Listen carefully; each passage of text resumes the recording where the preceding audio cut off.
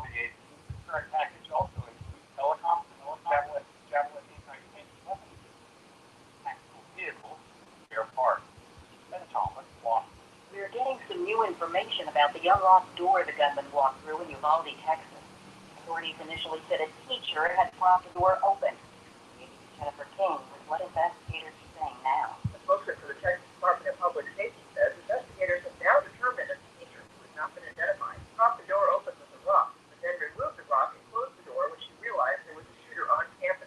But the closed door did not lock. San Antonio attorney John Flannery told the San Antonio Express News she saw him jump the fence with a gun, kick the rock away, and remembers pulling the door closed while telling 911 that he was shooting. According to Flannery, she thought the door was locked. I'm Jennifer King. President Biden is trying to speed up the production of baby formula. Today, he'll meet virtually with manufacturers of infant formula. Part of the supply chain problem around the world is due to the COVID lockdown in China. This morning, China's largest city, Shanghai, is starting to return to some sort of normal. The 2-month lockdown there is easing. African pedestrians are back in the streets. Tanking up at the gas station here at home will cost you even more this morning. $4.67 a gallon, says AAA. This is AP News. Now to Elvis. AP's Dr. Will Gabriel with an issue that's popped up. From Temple of Love to Hungry for Snow, that may be the famous Las Vegas River.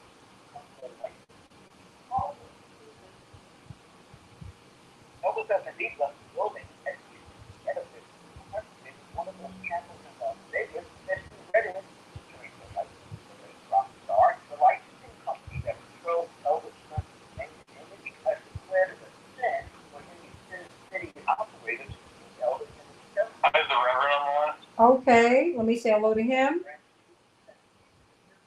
Reverend Johnson. Reverend Johnson, how are you? I'm well. How are you, Sandy? I'm doing great, thanks. Okay. All right. Hold on, I'm sorry. And I'm Rita Foley. AP News.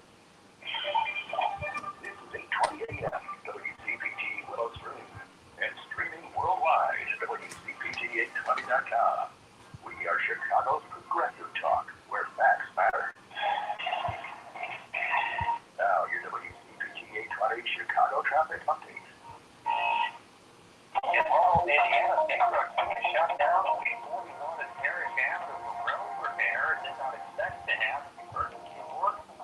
Stop by this afternoon.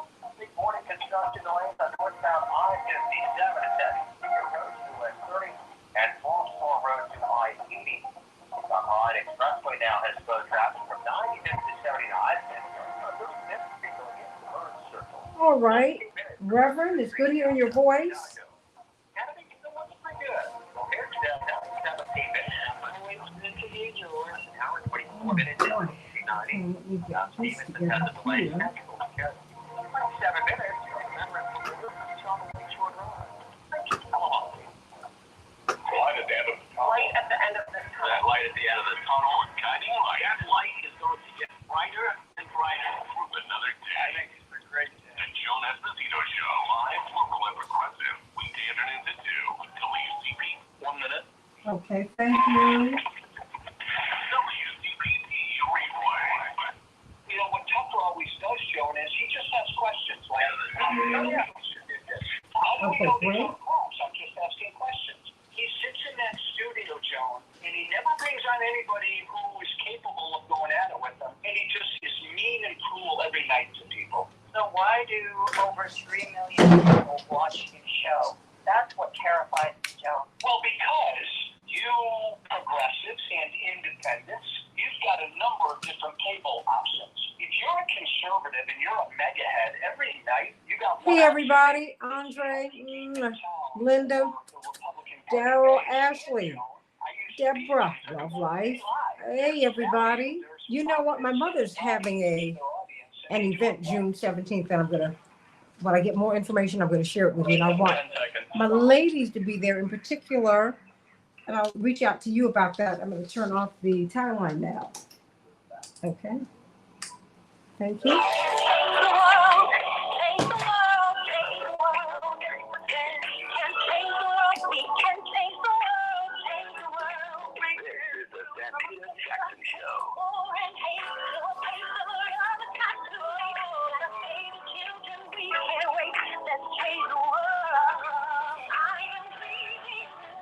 Hmm. Hey, everybody. Welcome to the Santita Jackson Show. I'm Santita Jackson. It's a joy to be with you today on WCPT 820, the nation's largest progressive talk radio, AM 950 radio, the voice of progressive Minnesota. Wow, wow, wow. I want you to meet me on the Santita Jackson Show YouTube channel, the Santita Jackson Show YouTube channel, and the Santita Jackson and Friends page. That's my official page. Please don't try to join any other because I can't accept any other friends. So I want you all to meet me on Santita Jackson and Friends. But meet us. Let's watch the show together on the Santita Jackson Show YouTube channel. Sending much love to everybody in Minnesota. Many Minnesota towns have been damaged by tornadoes and severe wind, according to this news report. And they're coming in, these damage reports are coming in because of from all over the state, quite frankly. Wind gusts of up to 90 miles per hour have been reported. And so I just want to send much love to all of my brothers and sisters in the AM 950 radio family in Minneapolis, St. Paul. I'm Santita Jackson. We're going to be talking about Uvalde, that's right, and Buffalo, and parental responsibility. Yeah, I want to know, what responsibilities do parents have?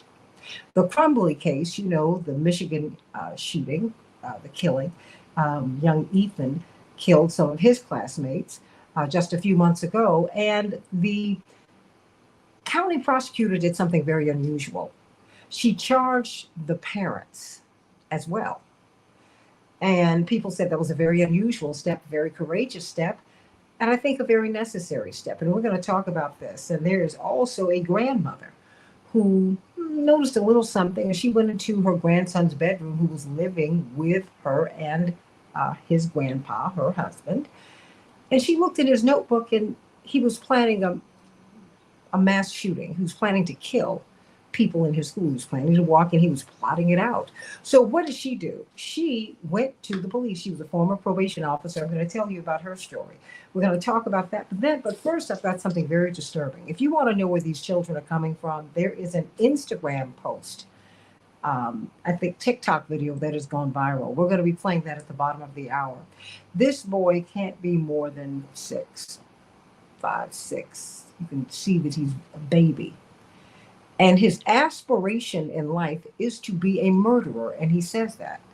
His teacher asked him, well, what do you want to be when you grow up? He said, a murderer. A murderer. You need to hear it for yourself. You need to hear it for yourself. It is a sign of the times. And I want to thank Pastor Stephen Thurston for sending it to me.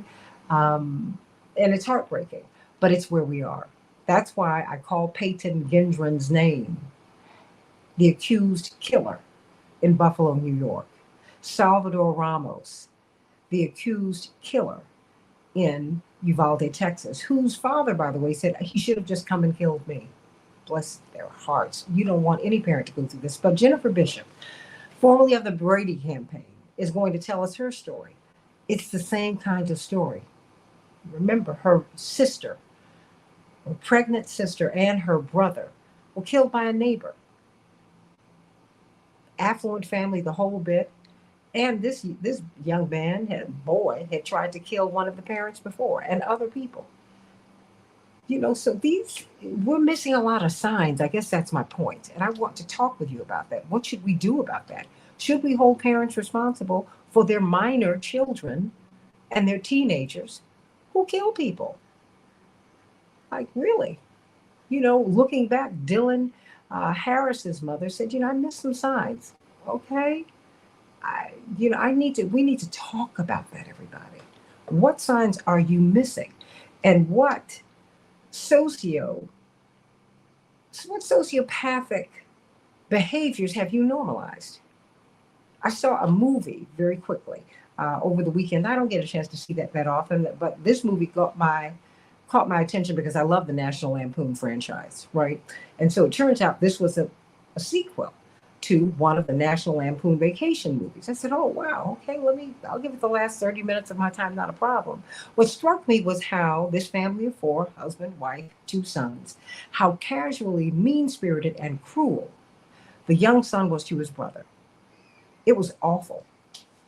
And it was heartbreaking. I said, whoa, this guy he's being mean. He's talking about hurting his brother, and it's casual.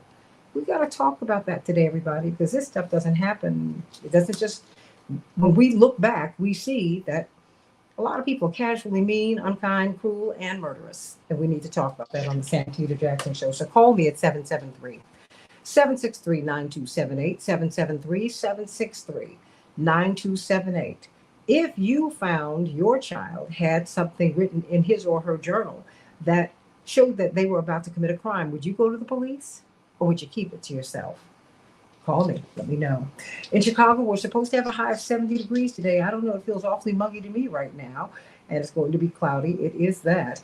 Minneapolis, St. Paul, 69 degrees, but mostly sunny. The Dow closed down 222 points yesterday. The NASDAQ closed down 49 points. The S&P 500 closed down 26 points.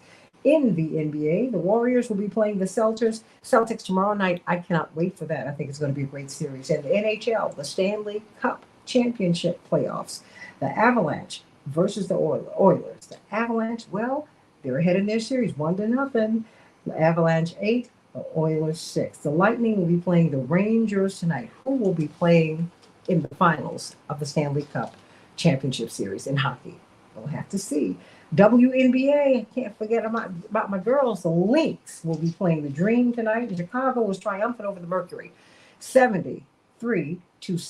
In Major League Baseball, the Blue Jays were triumphant over the Sox, 6-5. Tonight they'll be facing off once again. Blue Jays versus the White Sox. The Cubs bested the Brewers, 8-7. They'll be playing once again tonight. And the Tigers, 4 Twins, nothing to shut out, but it's going to be okay. They're going to face again tonight. Perhaps they will be able to come back from that. I think they can. After 19 children and 2 teachers were killed at the Robb Elementary School in Uvalde, Texas, extraordinary trauma continues to haunt several survivors and the community alike. The funerals have started, everybody. The Garcias will be Joe and Irma Garcia, the teacher at the Robb Elementary School, Irma Garcia, and her husband, who had a heart attack just a couple of days later after his wife's death. They had been together more than a quarter of a century, married 24 years, but had been high school sweethearts. God bless them. And so we want to continue to pray for them. In the meantime, as we look at this trauma, critics are calling out House Democrats for excluding the assault weapons ban from a gun proposal, amid reports that the Democratic-led House Judiciary Committee plans to mark up a package of 8 gun violence prevention bills at an emergency hearing on Thursday. Progressives are decrying the absence of an assault weapons ban, everybody. Where is it? Don't you think we need it? Bipartisan discussions in the meantime on red flag laws are making progress as Senators Lindsey Graham and Blumenthal are revising a gun control proposal. But where's the assault weapons ban in the House, everybody? What about it? What about it? I want you to call me at 773-763-9278. We have seen that the assault weapons ban does work. It does work. And when we don't have it, we have more deaths, everybody.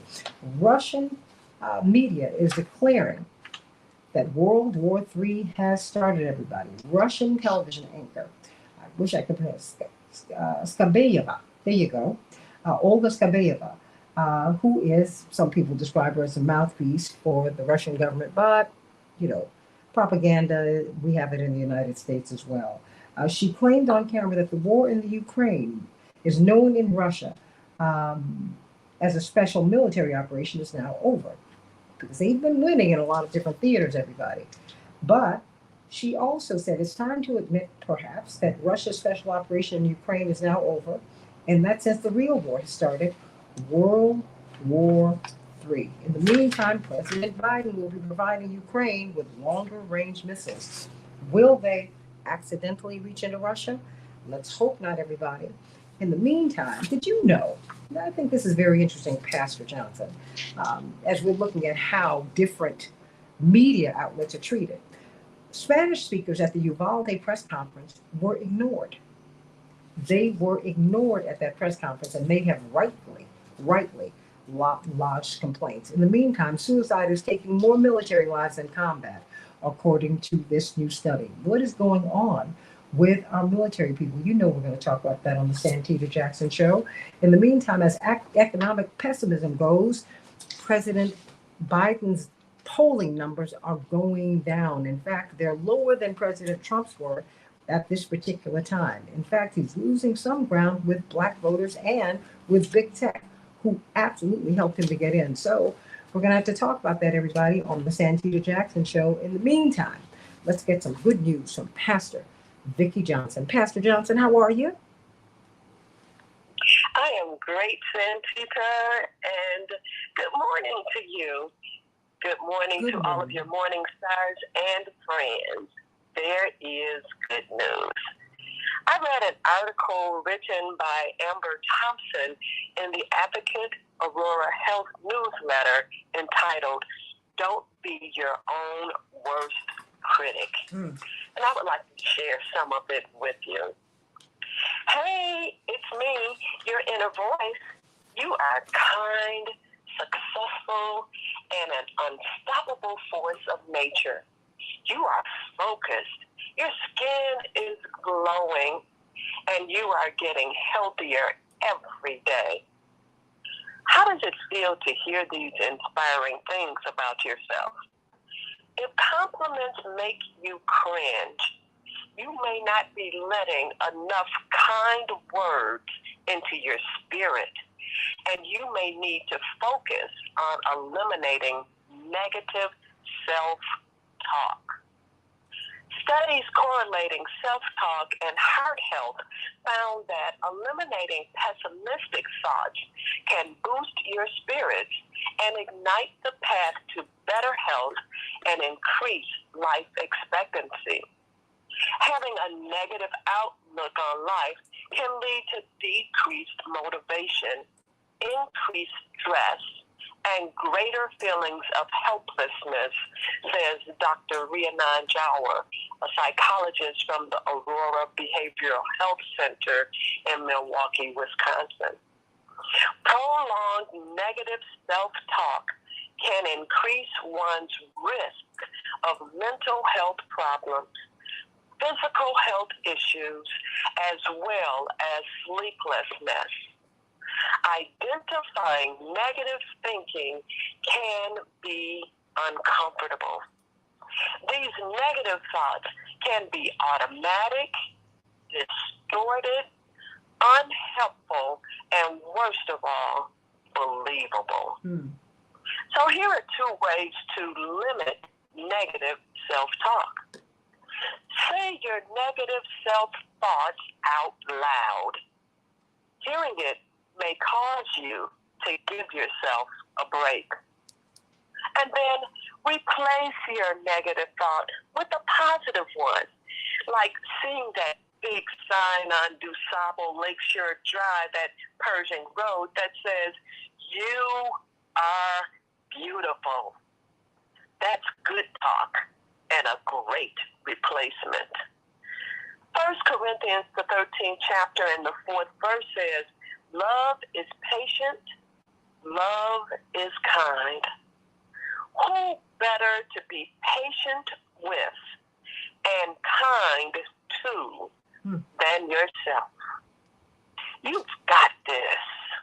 If you will stop being your own worst critic, and I believe that you will, then to me, that's good news. Amen to that. I love that. I love that because we really do talk ourselves down. I mean, and it's, and I have done that, even though naturally I'm like my father. I see the sunny side, very, very much. But, I've had some other people very, very close to me who are really more pessimistic. They would call themselves realistic. Sometimes I'm like, no, you're being realistic, but you're also being pessimistic. And, you've known my father 50 plus years. He always sees an opportunity. He always sees the sunlight somewhere. And when I continue to get back to that really takes me back to my best self. But what can we do? What are the practices that we can employ to stop all of this negative self-talk? I mean, it can be racialized, it can be ethnic, it can be because of how much money you do or do not have. We everybody, there is a reason for everyone to be diminished. And that's an awful thing. And you see it played out in this society. What would you recommend that we do to turn that around? Well, positive affirmations have long worked for turning that kind of thinking around. At my husband's church, Come Alive Ministry of Faith, we have our affirmation of faith, which is, I am God's creation. I am energized by God's love. I am powerful, overcoming all challenges. I am a winner. And so it is. When we create or adopt other positive affirmations and say them until we believe it, then we can turn this thing around. You know, we do need to do the positive affirmations, everybody. So I want you to think about that today. Think about that. And when you can, it's nice to be nice. That's what Reverend Clay Evans always used to tell us. It's nice to be nice. Yeah. But especially to yourself. Especially to yourself. You know, before you go, I want to ask you this question. Today, we're going to be talking about parental responsibility, particularly as it relates to these mass shooters. So many of them are very young, Pastor Johnson. They're very, very, very young. They're kids. And yet, and we say, the corporate media tells you we're not going to call their names. Oh, no, I don't believe in that. And the more that I hear their stories, the more convinced I am that corporate media is covering these families, primarily white families. So that when you talk about, Governor Abbott, what was he doing talking about Chicago? You just had a whole bunch of kids killed in a school in your state. I think you need to not talk about Chicago. And then people bring up black on black crime. Most crime, almost 90% of crime in the United States, roughly, between blacks and whites, is intraracial. People kill people they know, people they're close to. That's the way that works. North of 85%, about 86% of white murders are committed by white people against white people. Little more than 90% of black murders are committed by black people against black people, because that is, you kill people, sadly, that you know, people you're close to. Boom. But I want to know, what about when I hear these stories about these shooters? There are signs that the parents ignored. They didn't just pop up and start killing someone one day, Pastor Johnson. There were a lot of things that were ignored along the way.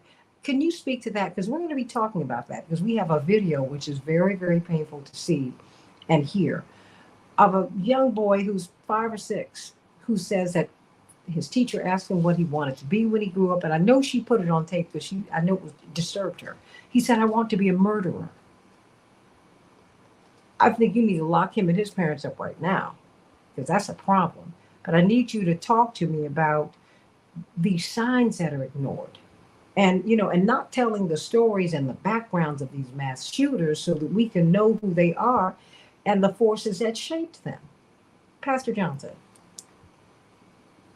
Yeah, I think that some of the signs are not intentionally ignored, but because we kind of ignore our families in this day, we're also busy. The children want to be off to themselves on electronic devices. We don't have family dinner anymore like the Waltons or the Cosbys. And so we don't sit around and have conversations. Also, I think some parents are being careless with allowing their children to hear their opinions regarding different things that are happening in society. And when you do that, then children will adopt what they hear from you, their authority figures. So when I was an undergrad, we had to take a class on the psychology of parenting. Parents need to learn how to parent. We're not just animals that automatically know how to care for our children, our young, but we need to invest in ourselves to figure out what it is that we should do and should not be doing as we rear our young. Also, I believe that Parents must be responsible for their children. And if we are responsible for them and for what they say and for what they do, then we, and start being held accountable for it, then I think that we might take a little bit more time with our children to see what their thoughts really are. I mean, just ask them questions the same way your father used to ask you questions about your opinions regarding different things. Children's voices must be valued. And if we don't talk to them and allow them to express themselves, then we will never know that they want to grow up to be a murderer. That is just painstaking to hear that a child wants to be a murderer. Well, let me tell you something. It knocked me out. Pastor Stephen Thurston sent it to me, and he asked me yesterday, have you looked in your Instagram account yet? I said, no, I haven't looked. And he said, check it out. I sent you a video. We're going to play it. Yes, Paula, we're going to play it just in a couple of minutes. A few minutes when we get back on the other side of the break. Pastor Johnson, you need to hear this too. Perhaps you should play it in church. I think you need to hear this child's voice. I think because he's so enthusiastic. He's so enthusiastic. I mean, and he's excited. He's excited. He's excited. And we need to unpack this. That's why I call Peyton Gendron's name Peyton Gendron. These people in Buffalo, New York were not killed by anonymous. They were killed by a human being who threatened to kill his high school classmates last year. You should know that.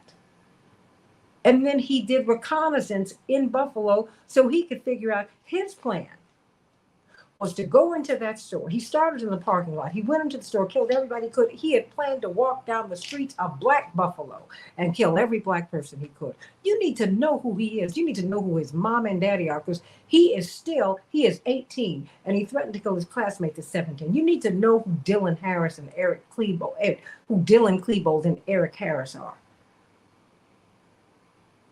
One of whom, they're the Columbine killers. How is it that their mama went to the hairdresser the next day?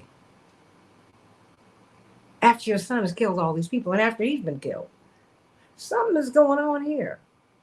And then the corporate media wants to tell you, well, we're not going to mention their names because of copycats. Oh, please. You have a culture that promotes killing. So get out of here. Stop it. I'm back with more of the Santita Jackson Show in just a minute. I want you to call me. The number is 773-763-9278.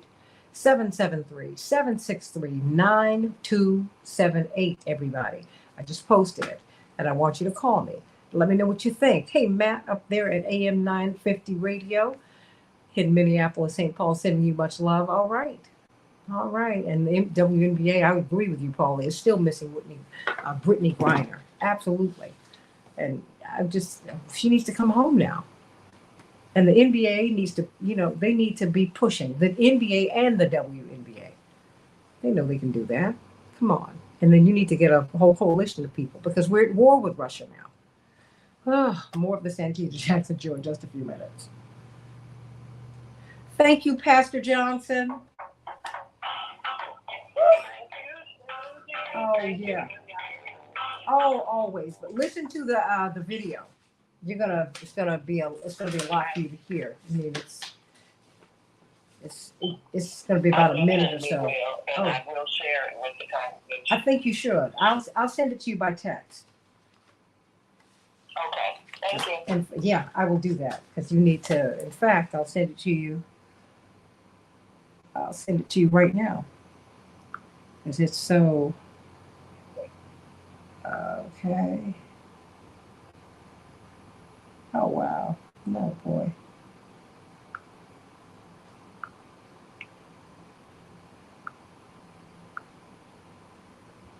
Oh, boy. Okay, let me see.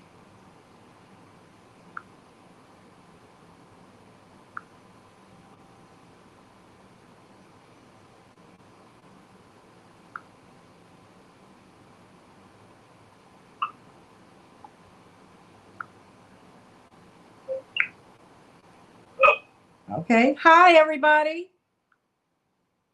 Good morning. Hi. Okay. Are you on speaker, CK? No, I'm on earbuds. Okay. Can you come off the earbuds? I just want to hear how that sounds right just now. Okay. Okay. This is better? Let me hear. Yeah. You're better. Yeah. You're better. Okay. Yeah. That's better. That's better. Okay. And we're going to open with the audio from the video that I sent each of you. Okay.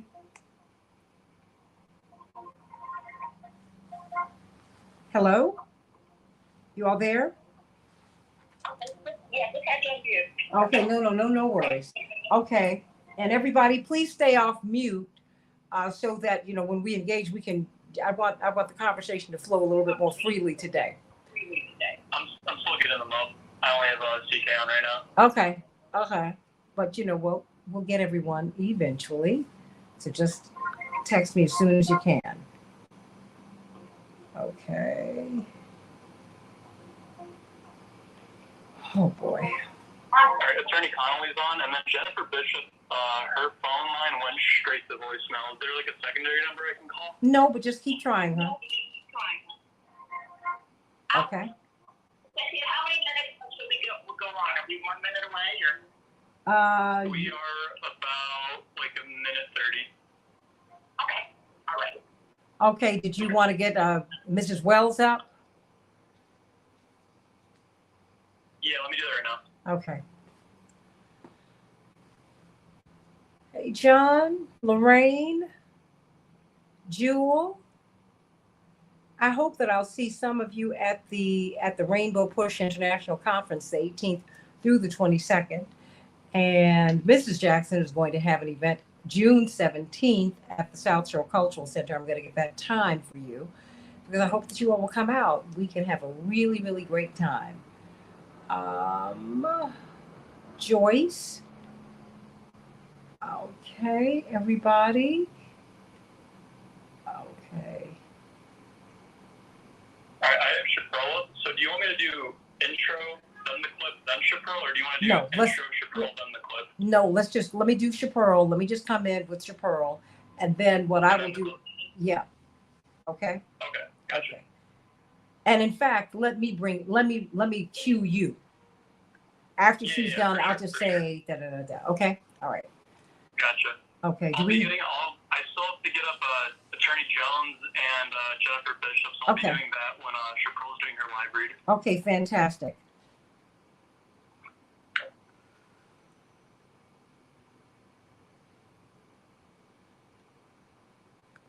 Seconds. Okay.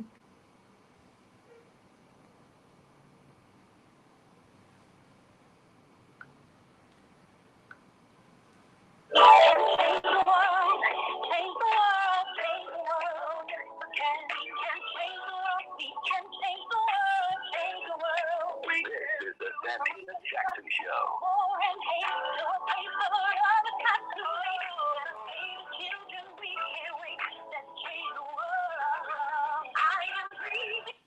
What do you do? What do you do? What do you do when a young child says that they want to be a murderer when they grow up?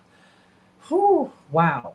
I'm going to talk about it on the Santita Jackson Show. But first, celebrations by us, everybody. It is time now for proms and weddings and still to get some good food from Mrs. Chaparral Wells. Chaparral, what's on your mind today? Good morning, Santita, and we are in full wedding prep mode this week. As you know, my daughter's getting married on Sunday, so we are like going crazy, getting everything all in order for her. But we are still taking your orders as well for your balloon arches, as well as also your custom suite tables and your prom send-off. I know everybody's winding down for prom season, but we are moving into graduation and trunk parties for you to ship your loved one off to college. So we have everything that you need here in Celebrations by Us. That's 708-526-4546. 708-526-4546. Don't hesitate to give us a call. Thank you, Santita. All right, girl. That's right. June 5th. Her daughter is getting married. God bless her. Everybody, I was struck by this video. And It's very, very painful to watch. It's very painful to hear. But what do you say when we're looking at these mass shootings committed by more people who are younger and younger and younger? Kyle Rittenhouse, who's who went to Kenosha to stand guard with no training, really? He ended up killing. He ended up killing. And then you look at Columbine. These young men, uh, Klebold and Harris, they sat amongst their classmates and they were planning to kill them for a while. And then you've got Salvador Ramos and you've got Peyton Gendron. Peyton Gendron threatened to kill his classmates at the age of 17. Whoa. And then the media they don't want to tell you their names. They don't want to tell you their stories. No, no, no, no. And we then say, well, my goodness, I just can't believe it. No. No, no, no, no. When you hear this boy, when you hear this child, these children who become murderers, they're being incubated. Coach May, why don't you play this clip? What do you want to be when you grow up? A murderer because I like killing. My brain tells me if I like killing or not. I like killing because when I first watched my grown up killing show, my show started to like killing and then my brain started to like tell me what to do with killing. So I like murder and I like killing in my life. I'm gonna kill everybody in the world except for my family because they just didn't do anything to me. I just like killing. So just any type of person, it doesn't matter. What about me? Yeah, even me. No, not even my teachers either. Okay, because I'm the first person that you told this. Am I? Yeah. So I just like killing. So what are you gonna be again when you grow up? A murderer. Okay. Bye. Play that again, Coach May. I don't know if people heard it the first time. It's so shocking. One more time, Coach May. What do you want to be when you grow up? A murderer because I like killing. My brain tells me if I like killing or not. I like killing because when I first watched my grown up killing. What do you want to be when you grow up? A murderer because I like killing. My brain tells me if I like killing or not. I like killing because when I first watched my grown up killing show, my show started to like killing and then my brain started to like tell me what to do with killing. So I like murder and I like killing in my life. I'm gonna kill everybody in the world except for my family because they just didn't do anything to me. I just like killing. So just any type of person, it doesn't matter. What about me? Yeah, even me. No, not even my teachers either. Okay, because I'm the first person that you told this. Am I? Yeah. So I just like killing. So what are you gonna be again when you grow up? A murderer. Okay. Bye. Bye. 773 763 9278. 773 763 9278. What do you make of that, everybody? These children, he's a child. My heart breaks for this boy. And my heart also breaks for his family, his parents. I mean, who are you? We can't continue to act as if these children are just being hatched. They are being born, they are being bred, and they are murdering. And they're doing it at younger and younger ages, and somebody is selling them the guns. They're getting the money from somewhere to buy these guns. Kevlar, who is selling Kevlar to these people? Why do you need military grade weapons on the streets of the United States? Why? And let us look at this child, Attorney C.K. Hoffler and Attorney Aaron Connolly. I want to know what your thoughts are when you hear that audio, when you saw the Instagram post that I sent you last night. First, you, C.K. Good morning, Santita. When you said it, I watched maybe 5 times because the first time I saw this, Santita, I didn't know if it was part of some movie. like it was a movie that wasn't real, because it was hard for me to conceive that this was an Instagram post from a child who was talking about this like he was talking about Legos. I love to build Legos, and I love to kill.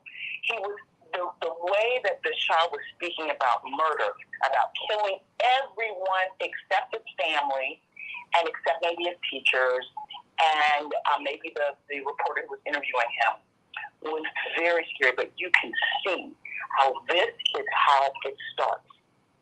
That video, that Instagram, those parents, I hope and pray that they have taken decisive, significant action, because right there we have a child that is announcing, when you are that young, behavior is learned. You don't instinctively know how to talk about these things, how to articulate this. He mentioned his brother. When he watches his brother kill, he's probably referring to some game. It excites him. He also talks about things that have happened to him. Things that have happened to him. This is a deeply disturbed child who, on the face of it, when he's talking, he seems like a normal little child. He's just talking about, it's just the topic that he's talking about is so deeply disturbing that it is tragic beyond words, Santita. From a legal standpoint, the legal analysis that I would have on this is secondary and tertiary to the moral, the ethical, the psychological, and the psychiatric components to this. And when I say moral, the moral fabric of this country, that there would be such a scenario where a child could articulate this with a great deal of confidence publicly to a stranger. That just tells you that, and there are probably, sadly, other children just like him who feel the same way. They're fueled by things that either have happened to them or games. These video games, Call of Duty, all of these games are killing games. I know, because I have children, I have boys. This is what is out there in the marketplace for our children. You can't just blame it on the games. There's a whole lot potentially going on, a wake-up call. And I believe the parents have responsibility and duty, because when this child could pick up a gun, depending upon where he is, because there are guns everywhere. He can pick up a gun in the house, see something that he doesn't like his brother doing or a friend, and shoot and kill someone. That is how I believe this scenario, Santita, will play out. We can go through the legal analysis after, but morally, psychiatrically, and it is so disturbing. And he's on the verge of killing today, because in his mind, he has articulated the scenario. He wants to kill everyone. Everyone. It's just tragic. Just so tragic. In his mind, he's already a murderer. As a man thinketh, so is he. That is what the Bible tells you. Attorney Aaron Connolly. Now, you got a baby who's not much older. I'm going to keep John a baby forever. I can't do it. You have got a son who's not that far removed, quite frankly, from this child. I mean, you're a lawyer, you are a political organizer and activist. I just, I don't even know how you want to approach this. What was your first reaction when you saw the video? Oh gosh, that video, and hearing it again right now, hearing that little voice say those terrible words, right? That's the jarring thing, and the part where he says, "My brain wants me to," right? Mm-hmm. That's the thing that I think we can focus on. And as a mom of a 8-year-old, almost 9-year-old who had to go over the Alice training last week, who had to talk to him about, what we do in an emergency, him asking me questions like, well, will you come save me, Mama, if something happens? It's a very, very scary time to be a parent, but it's also important to listen to the exact words that your kids are saying. Listen to the questions they have, right? John's concern is, well, how many friends can I help save if there's something that happens, right? And I was so heartened to hear that, right? But then I have to tell him, you have to just get out of the school. So there's so many considerations. But as a mom to a young boy, it's my job to raise him into a man that is going to be a citizen of this country, that is going to be a child of God still. And that's a responsibility. And that doesn't end when he's 18 years old. But until he's 18 years old, that is my job, not his job. It's my job to make sure that there aren't weapons in the house. If there are weapons in the house, that they are secure and safe just for accident purposes, right? These are children that watch all kinds of movies, even in the best case scenario when we're monitoring everything, right? There's still things that are going to come through. I have 47 lightsabers at my house right now, right? There's toy blaster guns and Nerf guns. If a kid sees a real gun, that is a liability as a parent. Are you negligent in storage of deadly weapons in your home? That's the first thing, right? The second piece is this component of who is living in your house and what are they doing. And especially now, when the entire world, children included, children throughout this country, ones that are not committing acts of violence, are overwhelmed, lost, they don't have a sense of self. We're cutting mental health services. Their schools don't have consistent budgets to maintain library services or social workers. Forget about checking in with a therapist in many of these schools, right? We're feeding children in many cases food that's not nutritious. We're not ensuring food security for families outside of the school in many cases. We are not checking in enough with the families as well to say, how overwhelmed are you? Where is our community? How can we support you? And I think in this instance, in this moment of crisis in our country, we have to do what we can control. And there's some little things when these children are at school or in the care of our community, we have to put our budget, we have to put our money, we have to put our resources, our human resources, and our love back into these kids. And we need to make sure we're seeing what some of the parents maybe can't see, right?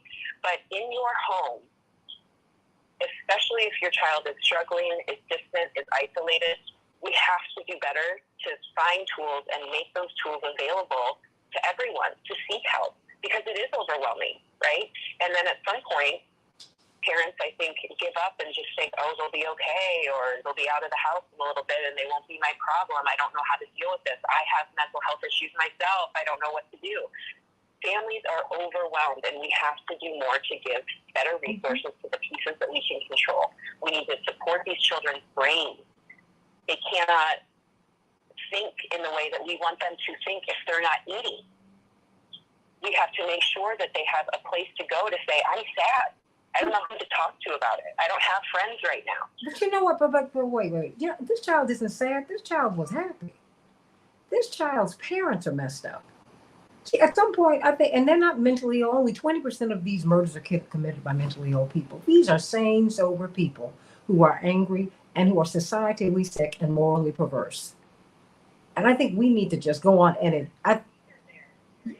but let's talk about the anger. But it's bred into them. That's right. It's unnatural, but it's been bred into them. And it's a sense of entitlement. And if we don't look at that, because we keep trying to say, well, you know, they really need to be institutionalized. No. The society needs to be changed, because we're breeding these kids. This child is just as happy-go-lucky. It's happy. He has just been trained to believe murder is okay, and that is something that you need to be calm. Just pardon me for jumping on in here. No, but where did he see that, right? So he might present as happy, but there's something deeper in that child psychology that's going on in that home, right? Absolutely. And you know what? And I think we're negligent when we don't look at it. When we don't look at what is going on in that house and in the broader society, because you know what? These are predominantly young white kids. I want to know what's going on. How is it that Klebold and Harrison, Eric Harrison, Dylan Klebold's mother and father, because they're from two-parent homes, how is it that they missed? I mean, they were in contact with the police 10 times over these boys before the Columbine murders. We continue to excuse these people. Then we go, oh my goodness, how did this happen? There's no excuse. There are reasons. And when we look at the Oxford incident and we look at the Crumley family, I think there's that should be a precedent that we're looking at in this country. And I'd love to hear CK's take on that case in particular. But these parents are negligent and recklessly allowing these children to commit these crimes. And there has to be consequences in order to mitigate these future offenses. If parents know that they are too liable and that it just won't be a tragic accident that they can walk away from, maybe they will take those texts, those threats, those obsessions with guns more seriously and report their own children. There needs to be accountability here, and I think that case is a good example of what prosecutors can look at in some of the most tragic cases, at least bring some justice to the tragedy. Absolutely. Well, you know what? You know what? Actually, I only. Well, hold on, because I only have a few minutes left in the segment because I wanted to hear from Jennifer Bishop and from Attorney Darrell Jones, because the Crumbly case, we can break that down another day. But I'm going to mention that in the upcoming segment, because that is, I mean, the county prosecutor said, no, not only is your son liable, you are too. And that's a big, big, big, big, big deal. But, you know, Jennifer Bishop, you are a survivor. I mean, it was a neighbor who killed your sister, your pregnant sister, and her husband. And you told me, wait a minute, there were signs along the way, not just signs. I mean, it's like neon. It's like being in Vegas. That he tried to kill one of his parents? He tried to kill his whole family, parents and siblings, of poison that he brought home from his school chemistry lab. And this is in Winnetka in 1989, 1990, living in a multi-million-dollar house. Two older siblings who's perfectly nice, normal people, two lovely, nice, kind, well-socialized working parents. But their youngest son, David Biro, who murdered my three family members, he started shooting with BB guns, and they let him have these BB guns. At the age of 13, he shot a second grader in the head at point-blank range in his own front yard as a kid was waiting for a school bus. And he set another girl's sweater on fire in a math class at New Trier High School. And he had in his room multiple journals of, you know, how brilliant Charles Manson and Adolf Hitler was and how evil was brilliant. And he had a padlock on his bedroom door that his parents continued to allow. Even after he poisoned them, Mom had to go to a hospital and have her stomach pumped. He was put into a hospital. He was evaluated at Charter Barkley as being dangerously sociopathic. And the parents still let him come home and return to school. And, we'll keep an eye on him. And 4 months later, my family members are dead. The parents were held responsible in a wrongful death civil suit, but they never were held criminally responsible. Darrell Jones, what's your take on all of this? I mean, we see an example from afar, and then we see an example with Jennifer right here. Jennifer, yeah, I mean, Darrell, is awful. It's just shocking. Just, you know, my heart goes out to her. But, you know, it is a large part of it when we have to start reaching to, you know, place the blame. And I think that, you know, if you start ignoring the signs that your child is displaying to you, then at some point there's got to be liability that's there. You know, as we listen to the video of the young kid in this situation, and what just grabbed me was just this calmness about the discussion. Yeah. It was almost like he was just walking through a game and talking about a game, and that it was just okay for him. And, you know, it's just, that's the shocking part of it all, is that, you know, what we've got to be careful of is that we don't want to create a situation where we're bringing into that young person's mind that this is okay, that this thought process is fine, that killing is okay, and that being a murderer is something that can be encouraged.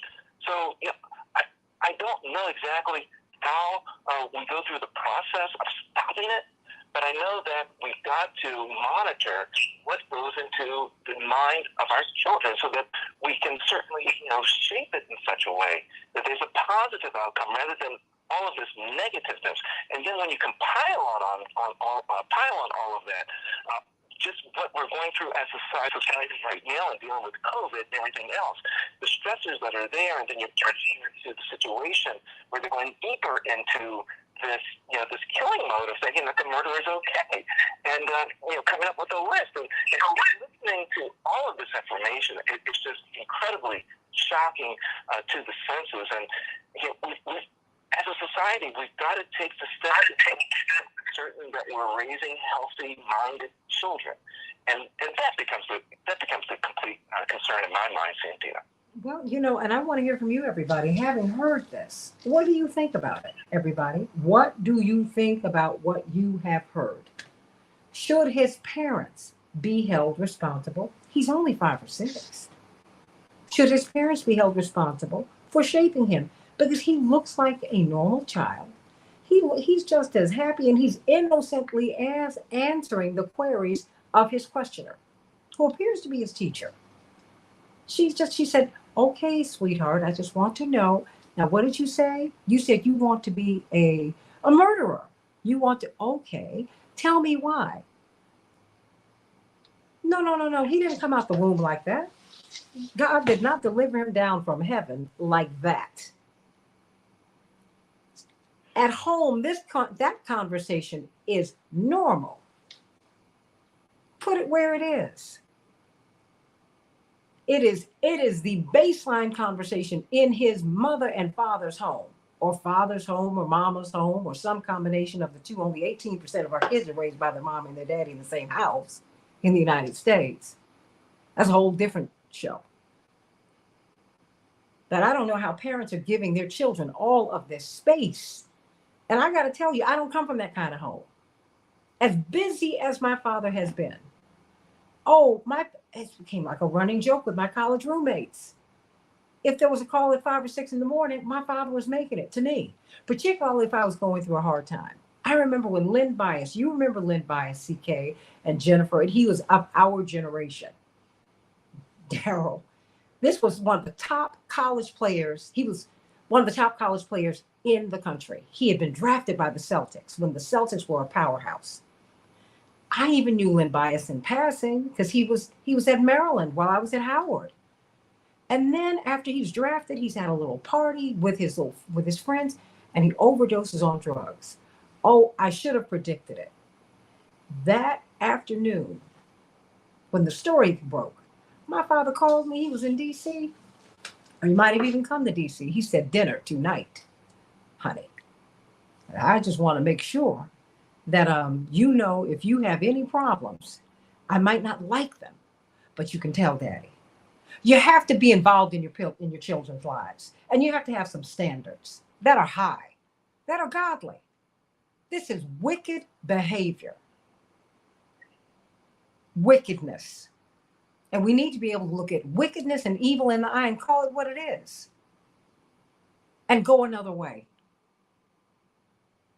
Stop candy coating this mess. Stop trying to put perfume on mess.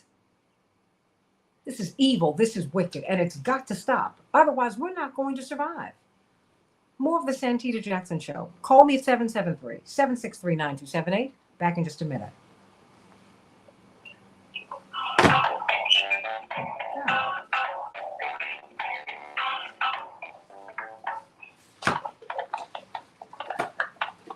Oh. Okay, you all. I'm so disgusted by what I see with this child. I can't take it. Oh. Yes. I just sent you a text. I have to just take up a matter very quickly. Yeah. So I just sent you a text. So I'll be able to pivot and come back. But I guess I sent you a text about it. Oh, okay. Let me look. Let me look, because see, I'm using the telephone for the show. So I am not able, I'm holding everything upside down. So I am not, okay. No. Okay. Okay. All right. Okay. Well, just let us know. let us know when you can. You know what? Let me hold on one moment. What I want you to get Cosmay's number. You can text him when you're able to come back on. Okay. Okay. Cosmay, Okay. I don't have it, but what he will do, Cosmay, he might. I'm going to ask him to. I know. Can you give me a moment, Ms. Jackson? Okay. I don't want to get. Could I text her your number, Cosmay? Yeah, that's fine. Okay. I don't want to say we're on Facebook Live, right? So I don't want to put his number out there. Okay. And it's Cosme Lozano. And I'm going to give you his number right now. And that way you can text him when you're ready to come back on. Perfect. I'm so sad. No, honey. Don't worry about it. Don't worry about it. We're going to, look, that's why I stack this thing and make it do what it do. How about that? Alrighty. Okay. All right, sweetie. Okay. Bye-bye. Oh my gosh. Whew. Well, you know what, everybody, let's, jump into it, lean into it, because I just, I think we've got to talk about this. And, because watching this child, I don't even know what to tell you. It was just heartbreaking, but it reminded me of a little boy. I think I've shared this story with you, Jennifer. He was, you could see that he was disturbed. His parents, he was from Turkey. So we thought that it was a language barrier, and he was new to the country, and he was being brought into this school. He was like, we were in kindergarten or first grade. It was very, very early in our primary years. And he was so disturbed that his mother had to stay. His brother was fine, but his mother had to stay in class with him because he was just he would just act out. One day while we were playing during recess, he reached up in a tree, cradled the bird, and then crushed it to death. When we saw that that young people who kill animals early on, that's almost always the predecessor to becoming a serial killer. Well, just the whole studies and reports of the serial killers who were once just killing animals. Well, I just want you to know, our instinct as little children, literally, you saw the playground run away from him. We were too frightened to go near him. Because that was just alien to our experience. And this is in the age of G.I. Joe, which my parents would not let my brothers play with. They said, no guns, none of that. We don't do that. But I think we give these parents and we give everybody too much space on this craziness. And it's not right.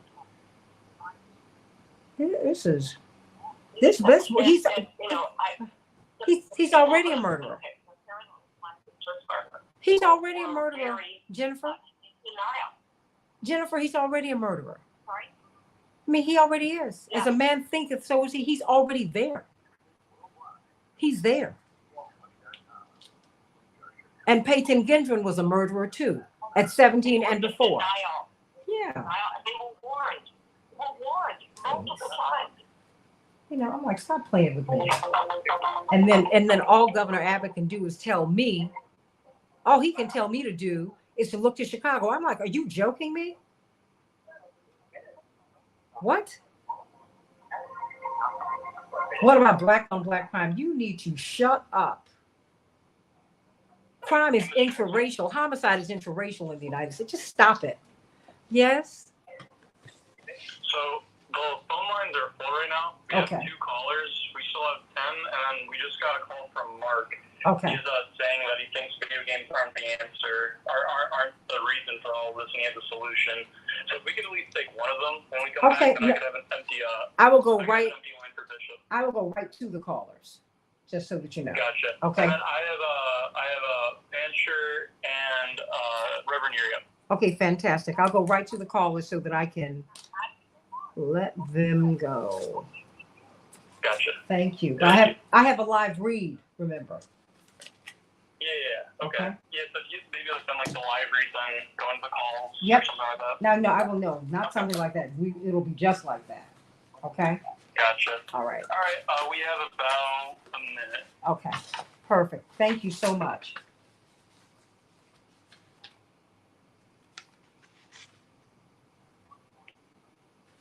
Okay. Whew. Oh, okay. All right, you all. Just, always taking care of radio business. We lost 2 of our phone lines. So it just becomes a little challenging. But everyone, I want you all to call me at 773, just keep trying, 30 seconds. 9278. Okay. Thank you.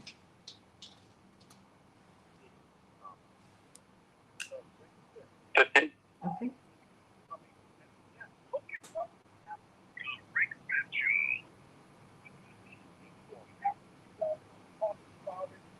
Need you to bring that up, Coach May.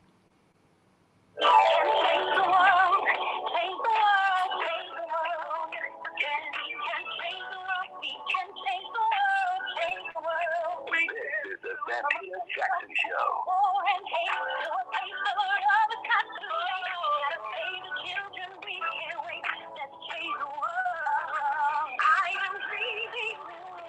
Hey, everybody. Welcome to the Santita Jackson Show, WCPT 820, WCPT 820 on the Santita Jackson Show and AM 950 Radio, the voice of progressive Minnesota. I'm Santita Jackson. It is June 1st, 2022. It's a joy to be with you. I want you to call me at 773-763-9278, 773-763-9278 on AM 950 Radio, Minneapolis, St. Paul, and WCPT 820 here in Chicago, the largest progressive talk radio station in America.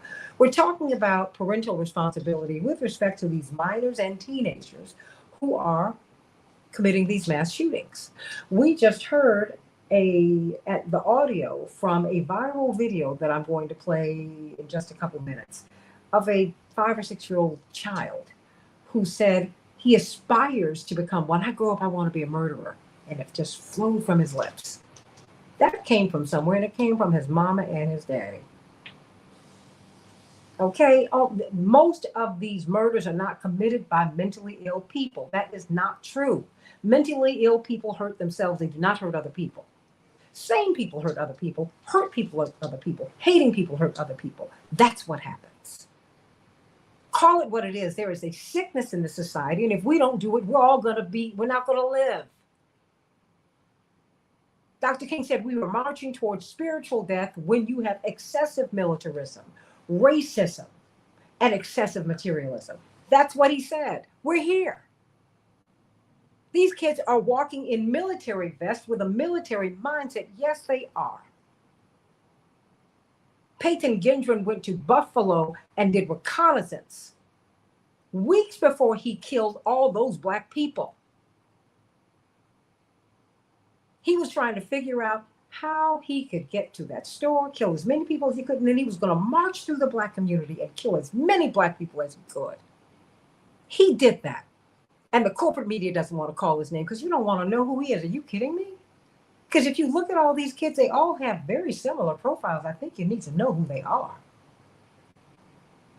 And you need to know who their parents are and what signs were ignored. Let's talk about it, everybody. Much love to everybody up in Minnesota dealing with tornadoes and severe wind gusts of up to 90 miles per hour, hitting Douglas County, Eagle Bend in Todd County, and Plato in eastern McLeod County. Sending you much love. Want you to be safe up there in Minnesota. Everybody in Chicago. Well, it's going to be cloudy today, but it will be 70 degrees. I think the spring is here, everybody. Minneapolis, St. Paul, 69 degrees. Mostly sunny. In the NBA, well, the Warriors will be playing the Celtics tomorrow night. Who you got? Will it be the Warriors or the Celtics this year? We will see. In the NHL, well, we're getting closer and closer to the Stanley Cup Finals, everybody. The Avalanche 8, the Oilers 6. The Lightning will be playing the Rangers tonight. Who you got? In the WNBA, the Lynx will be playing the Dream. And the Chicago Sky were triumphant over the Mercury, 73-70. In Major League Baseball, the Blue Jays 6, the White Sox 5. They'll be facing off once again tonight. And the Cubs 8, the Brewers 7. They'll be facing off once again tonight. And the Tigers 4, the Twins 0. Well, come on, Tigers.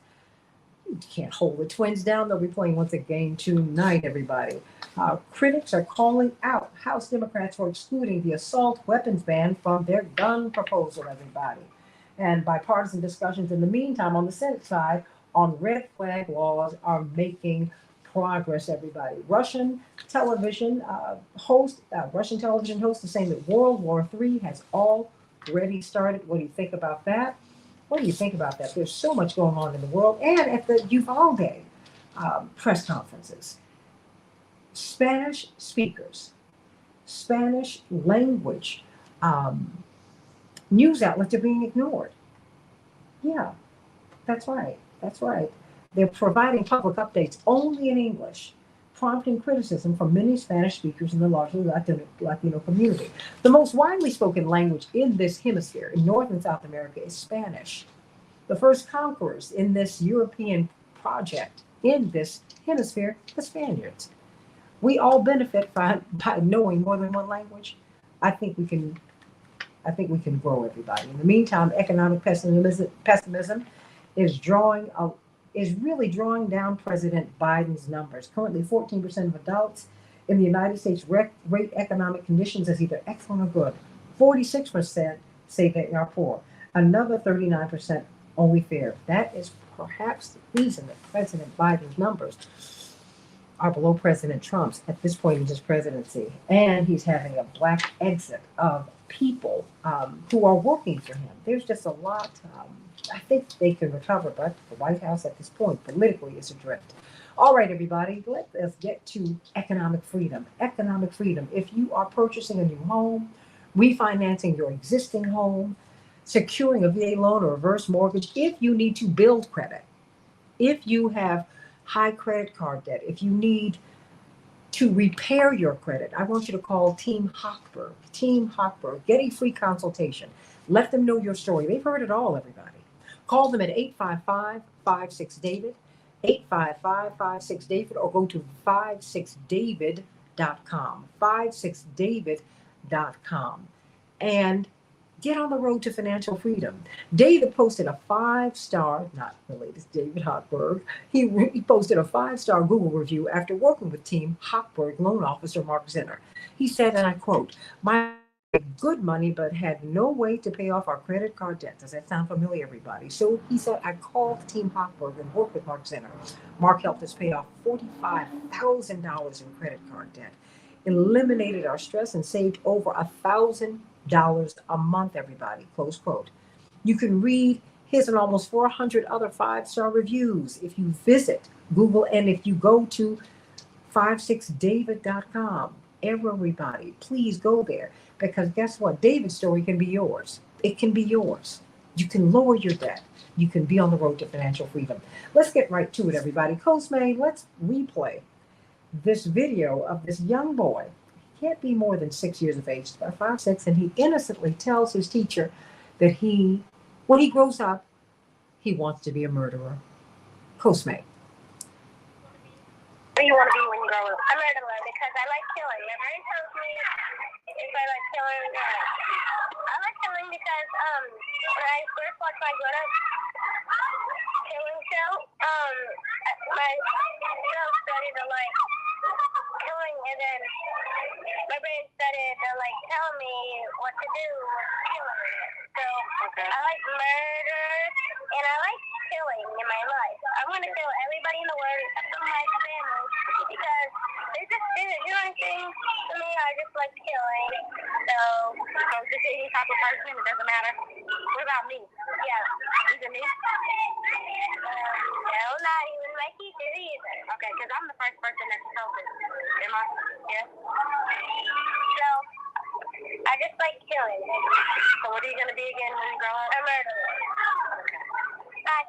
Bye. There you have it, everybody. Mark from the West Side. Mark, what's on your mind today? Good morning, Santita. Thanks for taking my call. Yeah, I listened to that, and I think, look, kids are playing violent video games all over the world, and yet we don't have mass shootings to the same extent all over the world. I think the root cause of all of this is the deep, deep fear from white replacement theory that says, hey, I got to have access to all these machine guns or the others are going to come get us, kill us, eat us, whatever the heck they're thinking. But I think that the root cause is this really deep-rooted fear that we got to have access to all these, guns of war, and then, of course, people who have, evil intent also have access to them and can do it. That doesn't happen anywhere else in the world to the same extent. And I think that is the root cause of all this. Mark from the West Side has spoken. The video games, these cultural influences, these learning devices, what we're supposed to be learning devices, well, they're being used to socialize our kids. And that's what you remember when you were graded on how you behaved when you were in school. Let me go to Tim from DeKalb. Tim, what's on your mind? Two things are on my mind. One, of course, is the word decriminalization or decriminalize. This country has become a country of absolutely blessing things that are horror, blessing things that used to be illegal, blessing things that used to be warped. And we sit around and say, wow, why is our society failing? And by the way, the people that are coming to America, running across our border, wanting to leave their countries, it's because they're leaving their countries because of the death and destruction in those countries that they cannot defend themselves from. When you look at the Middle East, people flee that place, going to places they've never even seen before because they're being murdered in numbers like you can't believe. South America, Central America, we're talking Indonesia. So don't tell me that people are not being killed in other countries. No. Stop, Tim. Tim, stop.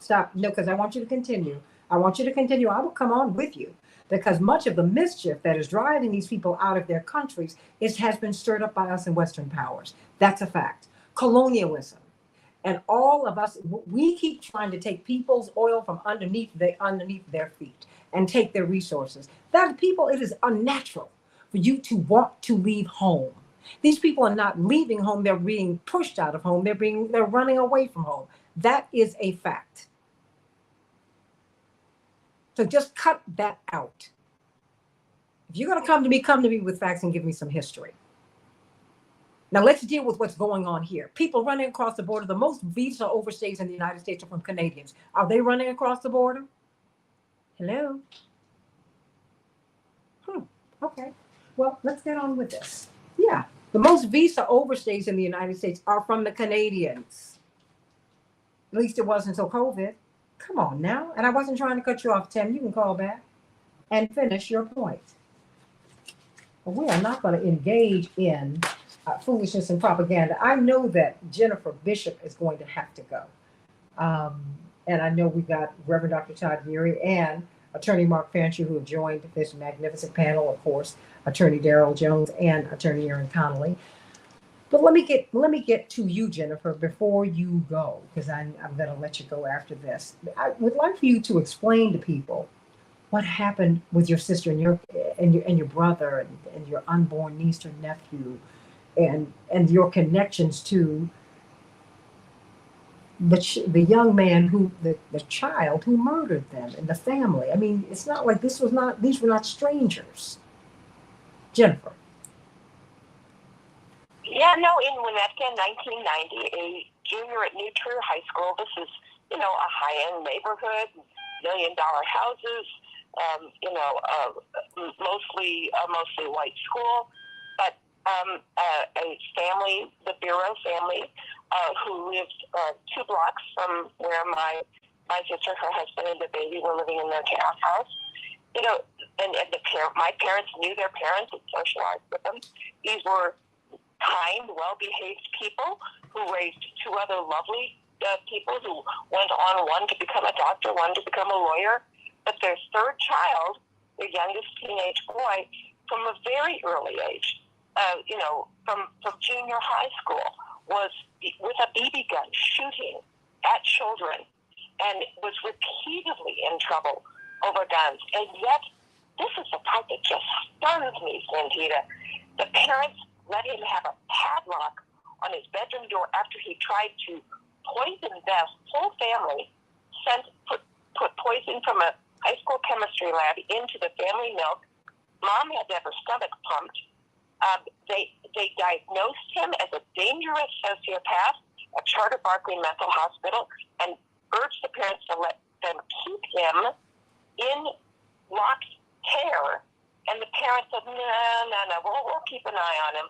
We'll bring him back home. This is after he's already set a girl's sweater on fire at school, shot children with BB guns, shot with BB guns from his third-floor bedroom window to cars, breaking windshields, piercing tires, where he is talking in journals in his room about how he idolized Leopold and Loeb and Manson and Hitler. And all of these things were clearly there, but the parents left a lock on his bedroom door, behind which he had even stolen a gun that he used on April 7th, 1990 to kill my sister, her husband, and their baby, who were targeted because they accidentally happened to live across the street from a police station, and he wanted to do it right under their nose. You know, it's just stunning that those parents who supposedly were these good, nice, members of society, had good jobs, were well-socialized people, but they allowed this to go on in their own home. They even had a meeting at Charter Barkley, a mental hospital, where the older siblings begged the parents, please don't let him come home. Please listen to what these doctors are saying. Leave him here in this facility. And the parents were just like, in denial, I guess, not wanting to believe it, I guess. It breaks my heart. Oh, my God. I mean, the whole thought. Postmate, just so that you know, CK did not drop. She had to run to another appointment. She will text you when she can come back. I can't text you and do this show at the same time. But it's a horrible thing. I mean, do you think, because we're transitioning over to parental responsibility. I mean, you saw what happened in the Crumpley case, which is something that Attorney Aaron Connolly just mentioned. These were the shootings that happened in December, up in Michigan. And the prosecutor in their county courageously charged them. And there's a very interesting article that I read in the Washington Post yesterday. Parents of school shooters many parents ignore glaring warning signals. But this grandmother, Catherine O'Connor, did not do this. She sifted through the pages in her grandson's notebook, who was living with his grandparents. And the title of the book, the first page, was School Shootings. She was shocked. She's a former probation officer. And as she read his detailed plans to carry out mass murder, a massacre at his high school, and described all the ammunition he was going to get, and then she found a gun in his room, she said, oh no, I've got to go to the police. She dropped her grandson off at school, searched his room, found a semi-automatic rifle in a guitar case, and then she went to the police. Didn't want to do it, but she did it. She said, I've got to stop. I've got to stop this. And so many of these parents don't do that. I mean, what do you think should happen, Jennifer? Parents shouldn't allow a child that has shown these issues to have a padlock on their bedroom door. I mean, that is beyond. They were responsible in a civil wrongful death case. We sued the parents. They were found responsible. However, they should, I think we should explore criminal responsibility when there's that degree of warning. Now, that parent that searched the child's bedroom, that's what you're looking for. How can a parent not be responsible for what is in a room in their own home? Jennifer Bishop, sending you much love. Cannot wait to have you back. There's so many issues that we can talk to you about. But Jennifer Bishop, of course, as you can see, she and her family they're survivors of these tragedies. She lost her sister. She lost their unborn child and her sister's husband. And then her husband's son was killed in a fast food restaurant. Come on, everybody. The carnage has to stop. Let me go to you, Attorney Mark Fancher. Attorney Mark Fancher, what do you make of this? I know you got to take on this. Sending you much love, Jennifer. Mark Fancher? Well, I think I want to come at this from a slightly different perspective. We're getting unnatural kinds of results and actions and consequences because we're in an unnatural sort of a situation. If we look at human development, when human society first came into being, it was communal in nature. People lived together. They considered themselves a collective. They considered themselves responsible for each other. And when there were problems, when any individual within the community caused a problem of any kind, there was collective responsibility for it. And that form of social organization is present to this day in many traditional societies, certainly in Africa. So that if one member of an African village caused a problem for someone from another village, then the entire village went and took responsibility for it. And they made it clear that the individual who committed the problem or caused the problem was not going to be welcome within the community if he or she continued to act in that way. And that was a deterrent because everybody understood that nobody could survive alone. People were not individuals. They were built. They were structured. They were hardwired to be communal people. And they wanted to remain members of the community. The system of capitalism, which developed several stages after communalism, which was the dominant form of social organization, economic organization throughout the world, went the exact opposite direction. Because it was the driving motive of those who were proponents of capitalism to, in some way, justify, rationalize, and endorse the idea of greed and personal acquisition of wealth for oneself, then individualism became the driving, dominant force. It became the thing that became present not only with respect to economics, but on a social level as well, so that everybody considered themselves to be an individual. And that was reflected, too, in the legal systems that developed in capitalist countries. Whereas in communal societies, the entire society took responsibility for the sins and omissions and transgressions of individuals. In a capitalist legal system, you point fingers at individuals as being responsible.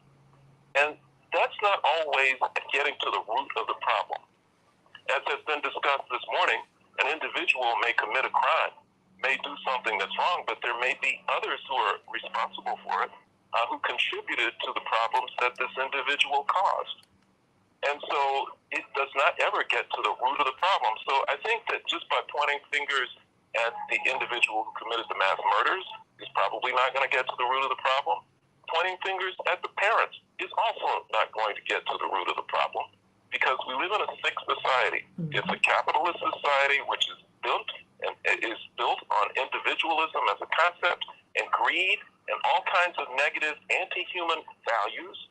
And that has allowed for a society to become spiritually bankrupt, because that is in conflict with the most fundamental religious tenet by most major religions, that you look out for each other, you care for each other, you are your brother's keeper. Absolutely. And a spiritually bankrupt society is going to die. Well, you know what? Stay right there, because that's where we are. Dr. King said this was a house on fire. Right. Dr. King also said that, the excessive materialism, the militarism, the racism, if you spend more money on those things, on reinforcing those constructs than you do on programs of spiritual uplift, we will approach spiritual death. Here we are. But we don't have to be here. Let's talk about it. Can't wait to hear from you, Pastor Todd Uri, on the Santita Jackson Show. Back in just a minute.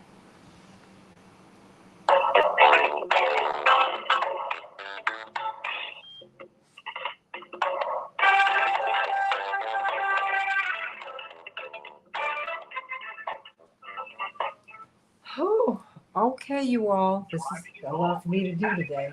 I feel spent. But here we are. Pastor Uri? Pastor Uri? Hey, good morning. Going to come to you.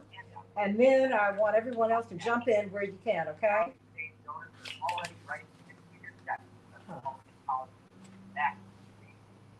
All this money goes, how the far right wants to take back the Senate.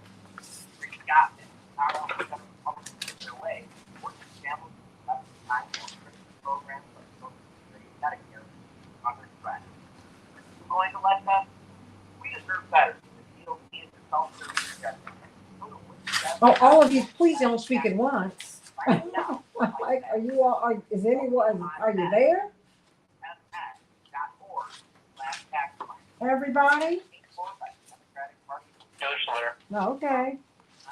Nobody's saying anything. I'm still here. I'm just the last week of school, Santita. Oh. I'm ready. Oh, you know what? There you go. I'm sorry. She is multitasking. Oh, that's unbelievable. I know they are so excited. Woo. You remember when you got a vacation like that? Oh my gosh. Oh, yeah. Long ago and oh so far away. Today is field day. Oh. I don't know if you guys had a field day Yeah. but where they can do all the outside stuff. Oh, it was so exciting. Even though I was not oriented towards sports, it was just exciting because it was just a different kind of day. They had hot dogs and stuff like that. It was fun. Fun. You see, they're ignoring the Spanish speakers at the Uvalde press conferences. Let's talk about that. Here's the latest Chicago weather update. The body side for today, the temperature is looking rather steady. It's out of the north about 5 to 10 miles per hour. So tonight, sunshine. And you know, everybody, you see, there's a new study that shows that suicide takes more military lives than combat, which is, you know, in keeping with what you're talking about, Mark. This is, we gotta, that's something we've got to talk about. This is a sick, warped kind of situation to put any Yeah. Well, you know, have you read the poem Mother's Day for Peace by Elizabeth Ward Howe? I'm going to send it to you. You should. It is just. It's an incredible piece, and of course, she wrote it more than 100 years ago, right after the Civil War, and she talked about not. It was Mother's Day originally was Mother's Day for Peace, and mothers on both sides, whether they were red or blue, or should I say, whether they were Confederate soldiers or Union soldiers, they cared for the injured. They said, I don't care what side you're on. I'm hoping that if my son's on the other side, that some mother will have mercy upon them. And so she, as a result, said, I'm going to call upon all mothers of the world to arise, and end all wars for all time. And she said, we should not applaud our husbands and send our children to unlearn all of the Christian values that we taught them. It's just it's an incredible piece of poetry. Oh, yeah. You know, and she had her contradictions, but she was right on that.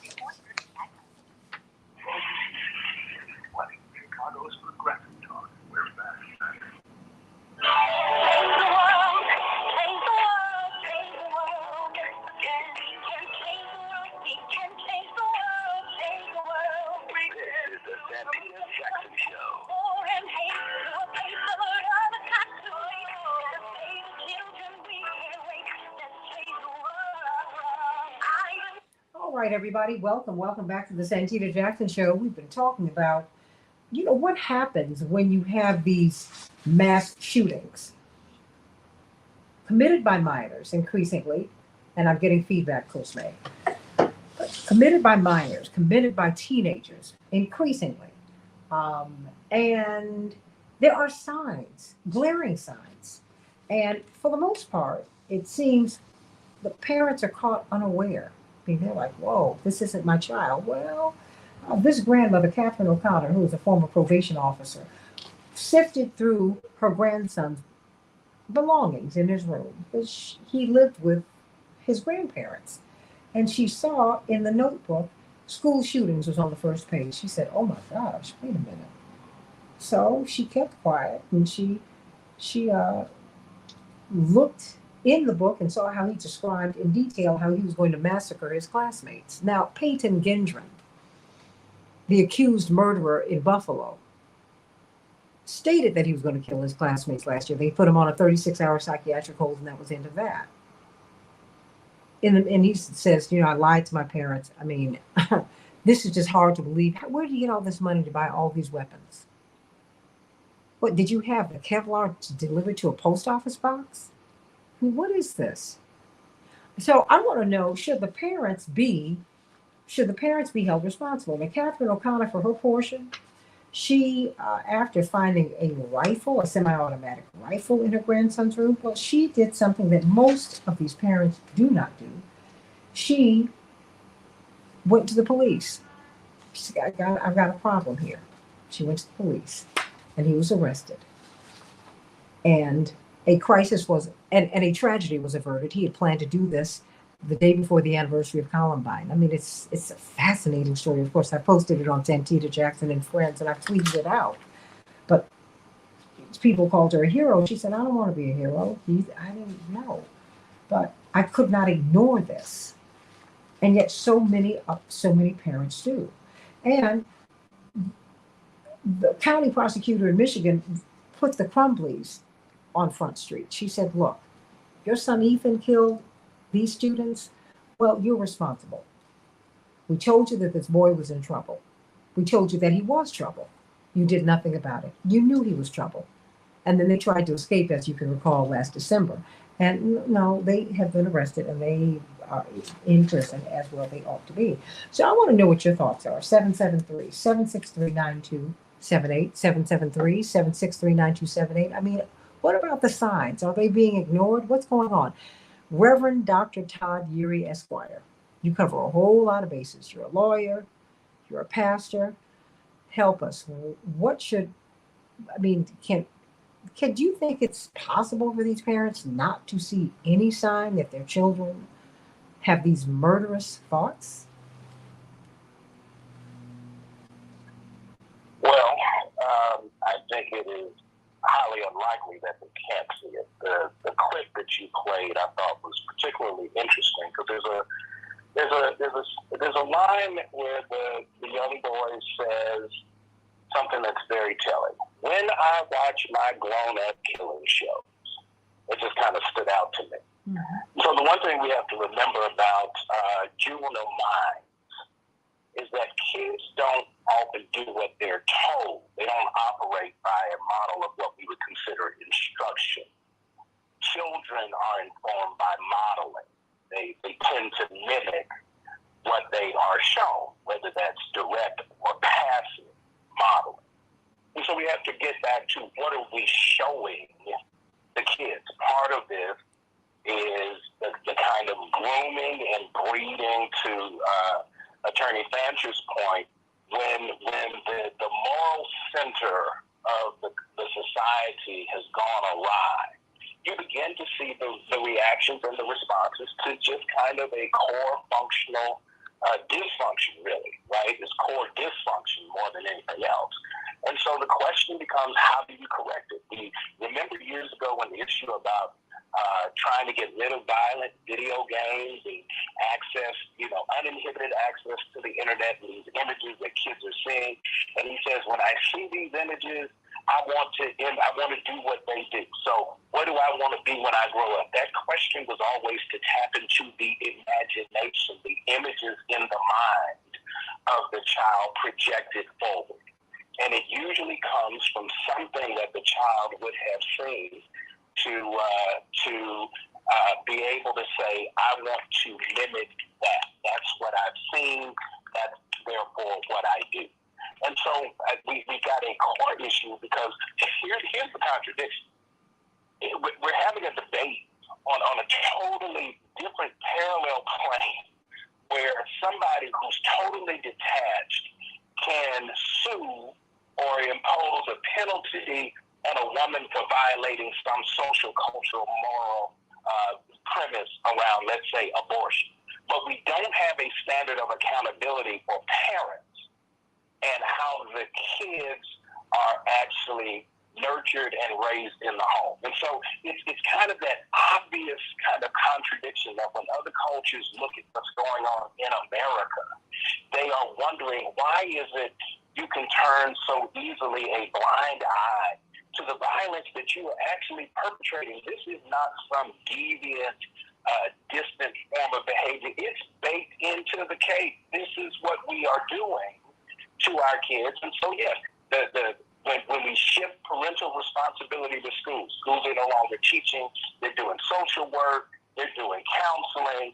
They're doing health care. You know, the things that nurture the imagination of kids to project forward. What do you want to be when you grow up? It's not doctors. It's not lawyers. It's not nurses. It's not construction workers. It's not public safety officers, police, and fire. It's, I want to be a murderer. And that's the sign that we got a deeply entrenched challenge, not just with the parents, but with the system as a whole. How we make laws, how we normalize the social and cultural values of the society, because we say this isn't just dysfunction. We talk about it as if this is dysfunction when it happens. But this is really America.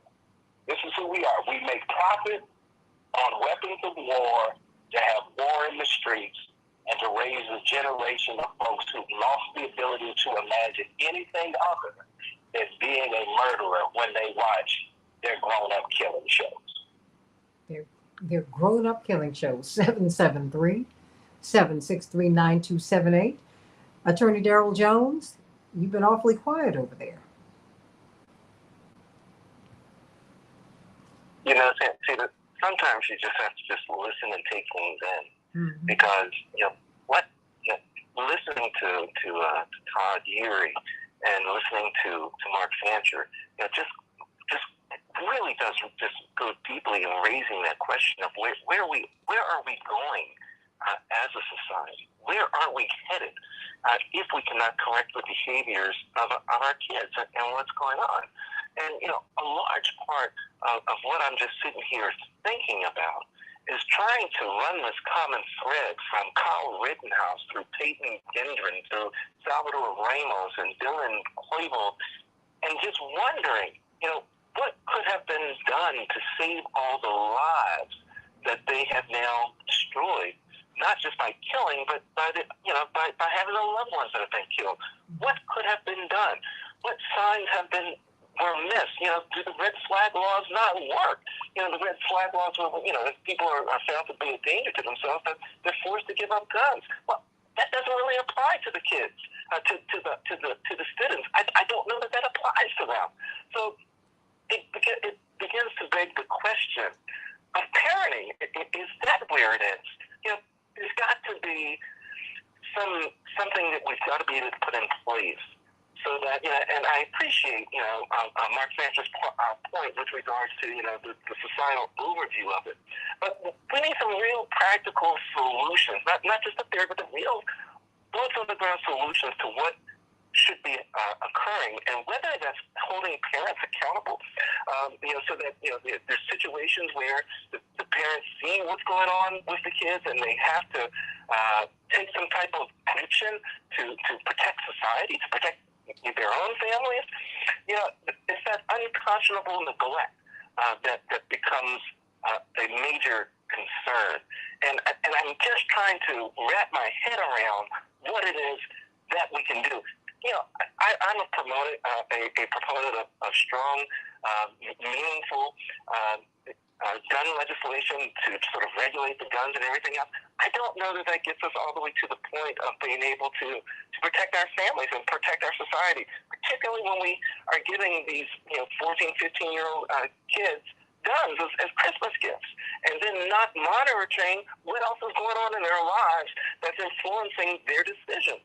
So I always argue about the economics of it all, the economic deterrence of going after the manufacturers and everyone else.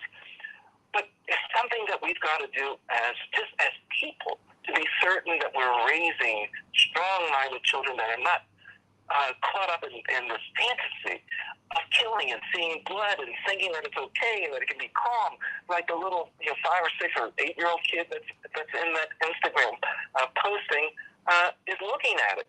I'm not certain where that is.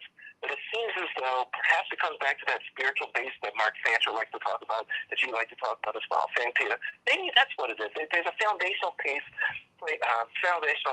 that just seems to be missing, that runs through this and that can help us address this constant line of problems that we're experiencing. Well, I can't help it. I mean, that's my background and that's my foundation. My father asked me to do one thing, Daryl, before I went away to college. Your parents had that just one more thing before I walked out the door that night. And he said, Daddy wants you to find a church. Okay, I've been going to church all my life. He said, no, this is different. He said, because now I'm letting you go and I'm not going to be with you every day, every week. I'll be with you in your heart, but I'm not going to physically be with you. He said, so I just want you to know that the storms of life hit and they hit without warning. And if your soul is not anchored in the Lord, you will drift away. And if you drift away, I can't live with myself because I will have failed you. I need you to be moored in God. And I realize we have agnostics and atheists who are listening. I respect that. I appreciate that. Be anchored in something that is good, that is bigger than you. You're not an original idea. You're a unique idea because you're a human being. But you're not original. Be anchored in the good in the universe if that is what works for you. But what we're doing right now is not working. It's killing us. Noel, how you doing, sweetie? What's on your mind today? You said you had something you wanted to say to Mark Fancher. It's like he's preaching this morning. He is preaching. It's like a little church. All the points he made, they are valid points. I have 3 boys myself. And if you don't start early, instead of setting some pride in those kids, we, the parents, are supposed to be responsible. I have a 22-year-old boy, I have an 18-year-old, I have a 15-year-old. And I have to sit them down. It's not about you. It's about the entire family. When you go out there, you represent everybody. You're not just representing yourself. And you have to start instilling in them early for them to have that sense of self-worth. So listen to Joey Sanchez this morning. I said, okay, that man is preaching. That man is preaching. Well, hold on one second, Noel. I mean, Mark, why don't you respond to him? Because you are a brilliant lawyer, civil libertarian and all of that, but you always pivot back to God. Talk to us about that. Well, without him, I am nothing. And anything that you hear of value that comes from me comes from him. And, I think that what we have to remember is that human beings are born with an instinct toward goodness. I mean, they want to be good. They don't do it all the time for a whole lot of reasons, but they recognize, because of conscience, that there are some things that you should do and some things that you shouldn't. But when you have a system that tells you from the time that you're born that the way that you distinguish yourself, the way that you establish your personal value, is to achieve as much wealth as you can for yourself, and that in pursuit of that wealth, all bets are off. You do whatever it is that you have to do in order to get it. You can trample over other people.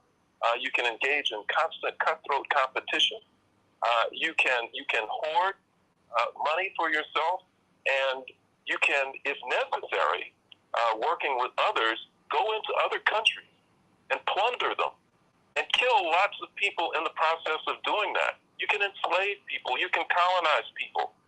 You can do whatever it is that you need to do in order to acquire wealth for yourself. And that anybody who says that you can't do that is somehow crazy. They're unintelligent, and that they're naive and stupid because they want to share whatever is on the planet that's supposed to be available to the human family. And if you're schooled that way, then in order to live with yourself, in order to square this with your conscience, on some level, you have to convince yourself that some lives are of less value than others, that your life is worth more than that person who lives in grinding poverty who has brown or black skin in the Southern Hemisphere, and that they've got your stuff, and that if necessary, you can kill them in order to get your stuff. That your life has more value than even the brown and black people who live next door to you or down the street from you, just because of a white nationalist ideology that has been given to you to help you to square, your perspective on the world and what you're entitled to. And so you internalize all of these things, and so when people say Black Lives Matter, that's where that's coming from. It's an instinctive recognition of the fact that there is a belief in many quarters that some lives are of value and others are not. And it impacts not only white people, it impacts people of color who begin to see their own lives as having less value, which causes them to have no qualms about taking the lives of people who look like them because they don't see the value of their lives any more than they see the value of their own lives. So there's so much that's involved in it, and it becomes even worse. The problem is compounded. When you have kids who look at grown-up shows, who play violent video games, and that's all that they do. They have no other social activities. They don't interact through sports programs or recreational activities or anything else. All that they're doing is looking at this, and they become desensitized to the value of human life. It all becomes a game.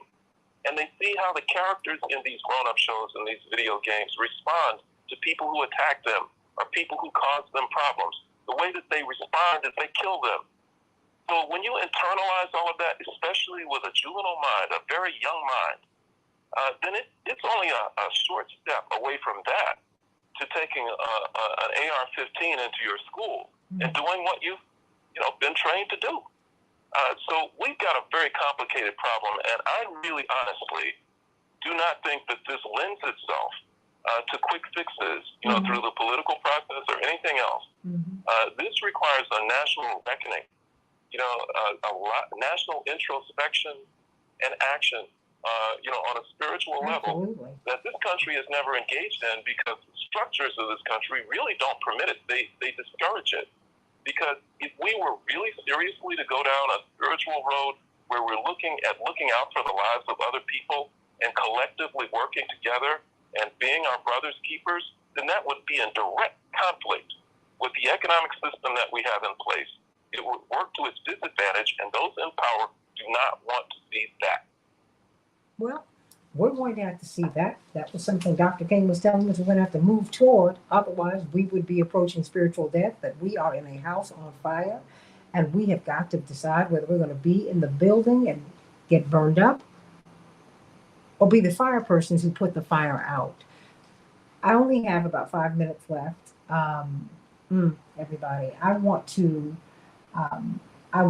invite you to, on Monday, June 13th, there will be a candidates forum for the 1st Congressional District. June 13th, I hope that you will be there. It's going to be a fantastic event. I hope that you will be there. You'll be hearing more from me about this from 6 to 8 p.m. at 754 East 77th, the Great New Covenant Baptist Church. Everybody, I want to get some closing thoughts from you, a minute apiece. Wow. I promise you we're going to extend this conversation just a little bit beyond the other. When we close this show on radio, we'll continue on the YouTube channel, the Santita Jackson Show YouTube channel, and the Santita Jackson and Friends page, and Reverend Jesse Jackson's page. I'm streaming over there as well. But I want to hear from you, Aaron, because you have a little boy. I mean, you're doing something that has got most American parents on edge today. You're sending him to school, and that is what's heartbreaking. What do you want us to know? Aaron Connolly. I'm grateful to be sending them to school and be able to feel safe in that and know our community well enough that I know our police officers wouldn't wait 80 minutes to go in. That shouldn't happen anywhere in this country, period. And my heart breaks as, those families are burying their children this week. So it's difficult. But I think what I hope everyone will do and learn from this conversation is there's places places in your community that are doing this direct work with youth services. See how you can help. Go to the library and read a book to a kid. Become a mentor. Do something to make a difference in your own community, and maybe bit by bit we can fix this eventually.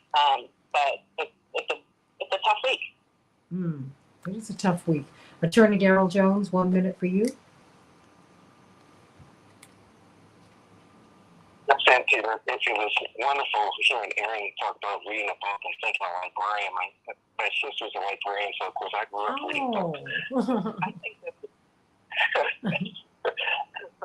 one of the things I think we've got to do just as a society. I think number one, you got to take a moment that if you have children, hug that child, and then think about the parents and families that lost a child because of a gun-related shooting. Just think about that for a moment and be certain that we're involved and we're active. And if it's a niece, a nephew, a grandchild, whatever it is, someone that you're like a parent for, be involved, be active, understand what the kid is going through, and stay involved in their life. Try to get as much information as you can. If you see something that's off, get help for them. Don't hesitate to provide assistance, because as we're learning, a lot of things can be avoided if mental health is provided in advance. So we've got to be certain that we're willing to do that, we're open to doing that. It's sometimes very difficult to do, but it's also very important and can save many lives if we just go ahead and get involved and stay active in the kids' lives. Pastor Todd Urey, the last minute, about 10 seconds, belongs to you. I need you to take us out prayerfully. We need that.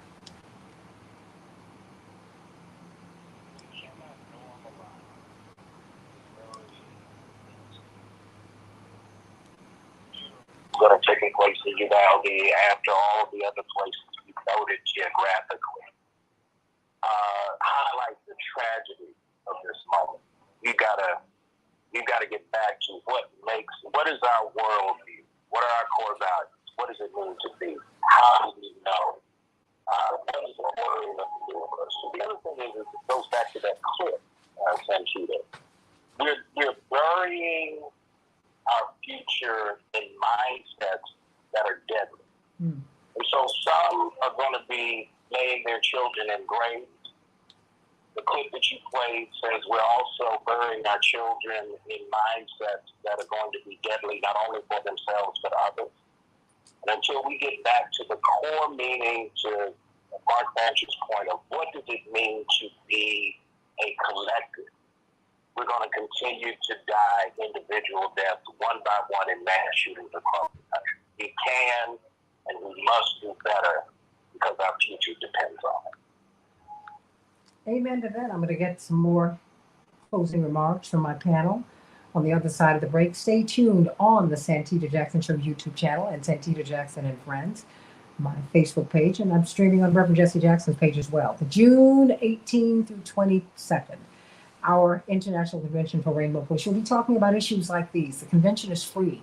It's free of charge for you to attend. So come on out, and let's work this out. And don't forget, June 28th, we are voting here in the state of Illinois. It's primary day, all right? And another form of voter suppression that we're seeing is the corporate media are not talking about the election. So people don't even know what's going on, which is part of the reason a lot of people don't participate, because they don't know what's going to happen. But there is a primary June 28th. And if you want to know who's running for the 1st Congressional District on the congressional level, come to New Covenant Baptist Church, 754 East 77th Street, 6 to 8 p.m. on Monday, June 13th. Everybody, I love you. And let's be good to each other. Let's be good people. I love you. Santita Jackson Show back in a minute. Tomorrow. I love you, everybody.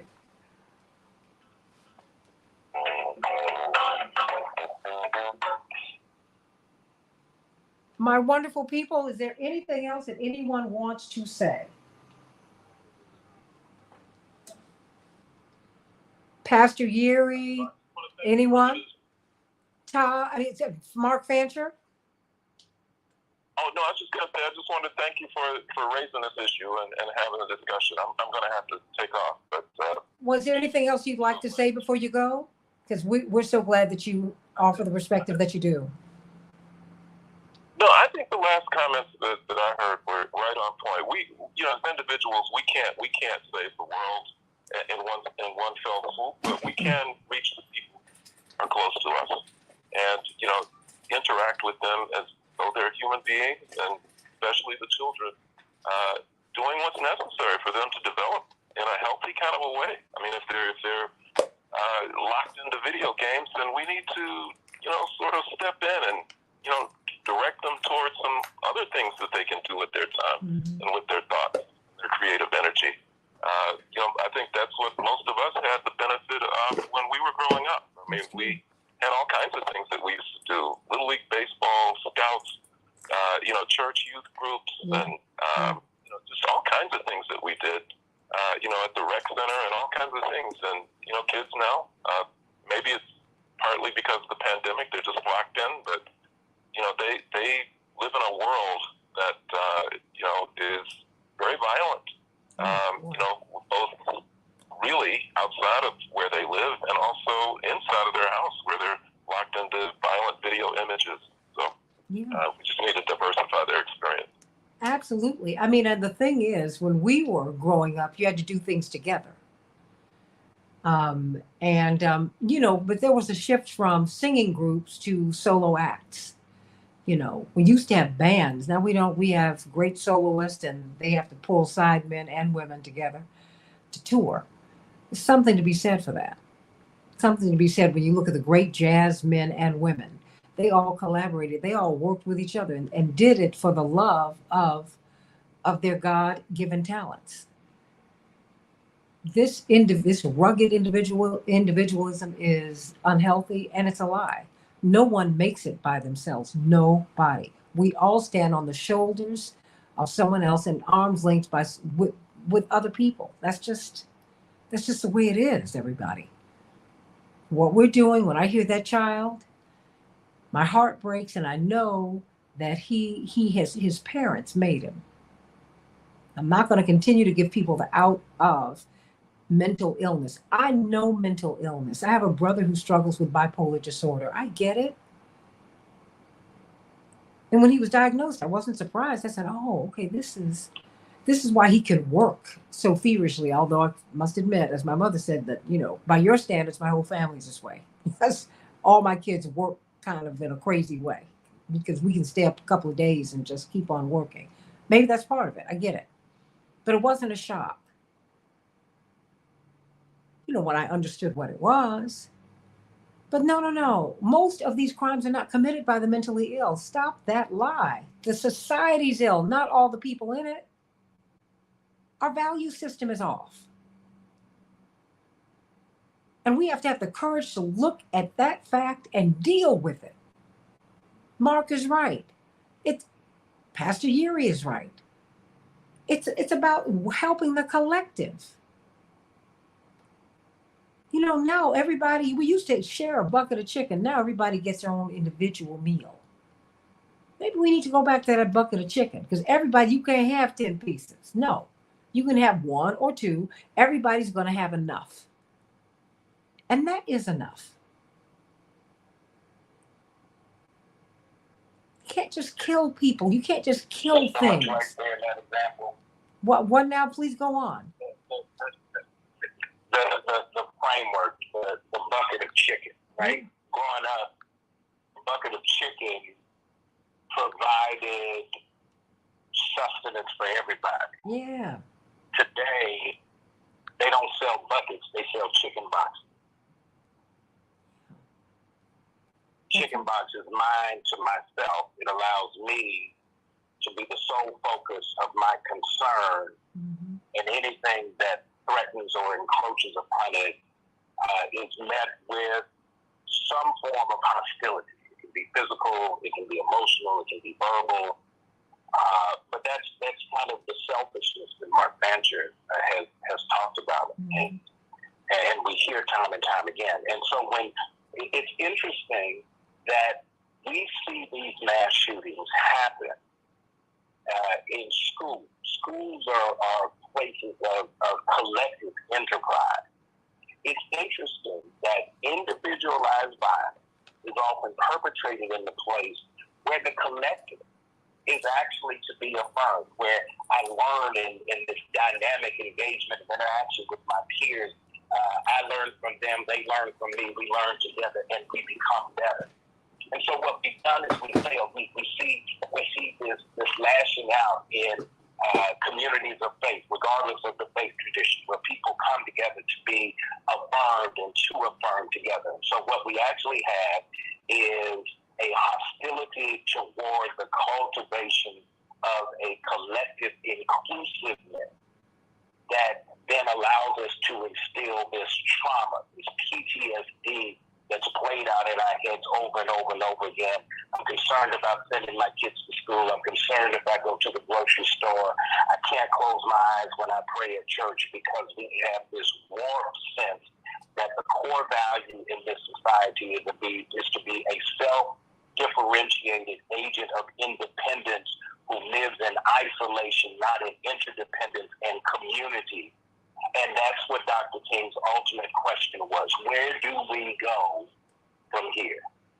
And it's not a from here to get to chaos. We're in chaos. The question is, will we continue to drive down Chaos Boulevard, or will we turn around and get back on the road to a sustainable, healthy, life-affirming, mutually beneficial community that allows the opportunity for everybody to thrive and not just some? Amen to that. Is anyone else there? I don't know who would be with me still. Erin was trying to get her kids off to school. Last week of school, everybody. Daryl Jones, are you still there? Well, I think you're going to have the last word, as preachers do. And I want to thank you, Pastor Yeri, for always bringing so much wisdom, so much knowledge, so much balance to this. And thank you, Mark Fancher. Thank you, Attorney Aaron Connolly. Thank you, Attorney Daryl Jones, Attorney C.K. Hoffler. Thank you, Reverend Vicki Johnson. Thank you all. I think that I hope and pray, Pastor Yeri, that we will begin to really dig deep and look at what is bedeviling us. What has the devil around us, in us, through us? What is going on here? Don't just say that people are mentally ill. Yeah, we need to beef up. We need to really shore up mental health services. And we need to stop mistreating the mentally ill and people who are struggling with mental health issues. And all of this talk about, it's a mental health issue, it is just making it likelier, Reverend Dr. Yeri, for people to attack the homeless.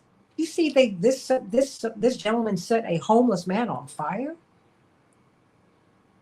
Who does that? That's because all of this talk, all of these lies are being told about the mentally ill. The mentally ill hurt themselves. They do not hurt you and me. They hurt themselves. Most of these, the overwhelming majority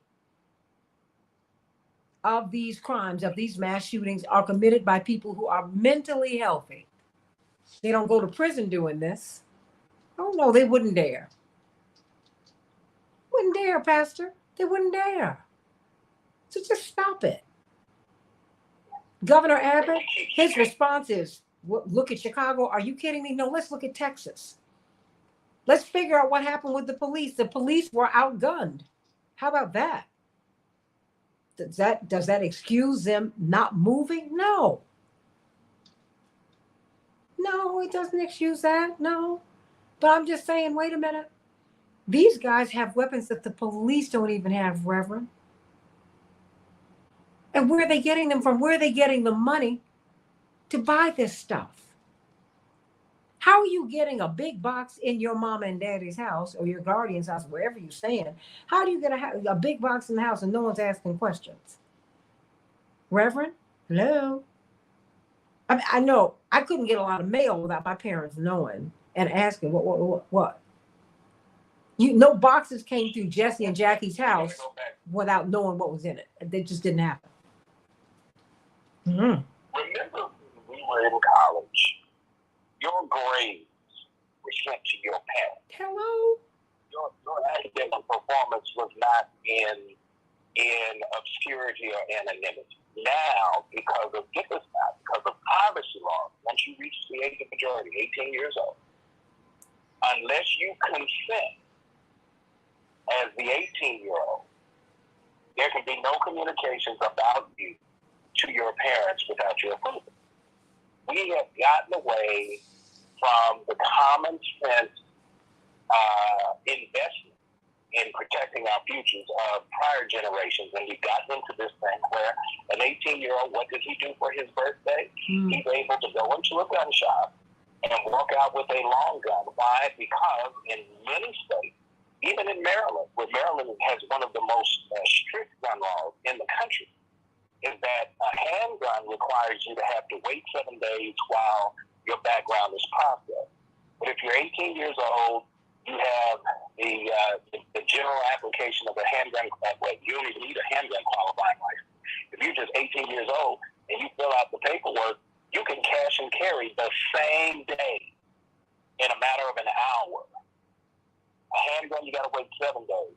A long gun, you can get 2 days, which means then the ability to process and handle the emotional buildup that's leading to this kind of irrational acting out. There's no time to diffuse it because I can get the instant gratification, like the little boy said. I watch my grown-up killing shows, so I want to be a murderer because I like murdering. He doesn't really know at that age what murdering actually means. He just knows he's trying to mimic a behavior that is celebrated in whatever plane he is responding to for the emotional affirmation of the child. Because when he's asked by his teacher, does that apply to me? No, it doesn't apply to you, and it doesn't apply to my family. He's able to differentiate who he does not want to hurt. But there is this kind of driving of this reward for being able to act out violently, and we, the adults, don't have the courage to say we will not impose this on our kids, so therefore we must constrain ourselves simply because we can does not mean that we should, and we must do better by our children. Amen to that, Pastor Yeri. Amen to that. And I'm going to have to leave it at that. But I want us to think about this at a deeper level and demand accountability from corporate media. Pastor Yeri, I believe we need to call Peyton Gendron's name. You need to know who he is. You need to know who his parents are. You need to know Conklin, New York. Where is Conklin? What is the culture there? He didn't just drop out the sky. He came from somewhere. Forces shaped him. We need to know what they are. Salvador Ramos, you need to know what they are. What the forces are that shaped him. Why are these kids so angry? Do your children know how to treat their classmates? A lot of this is being driven, what they say, Pastor Yeri, by bullying.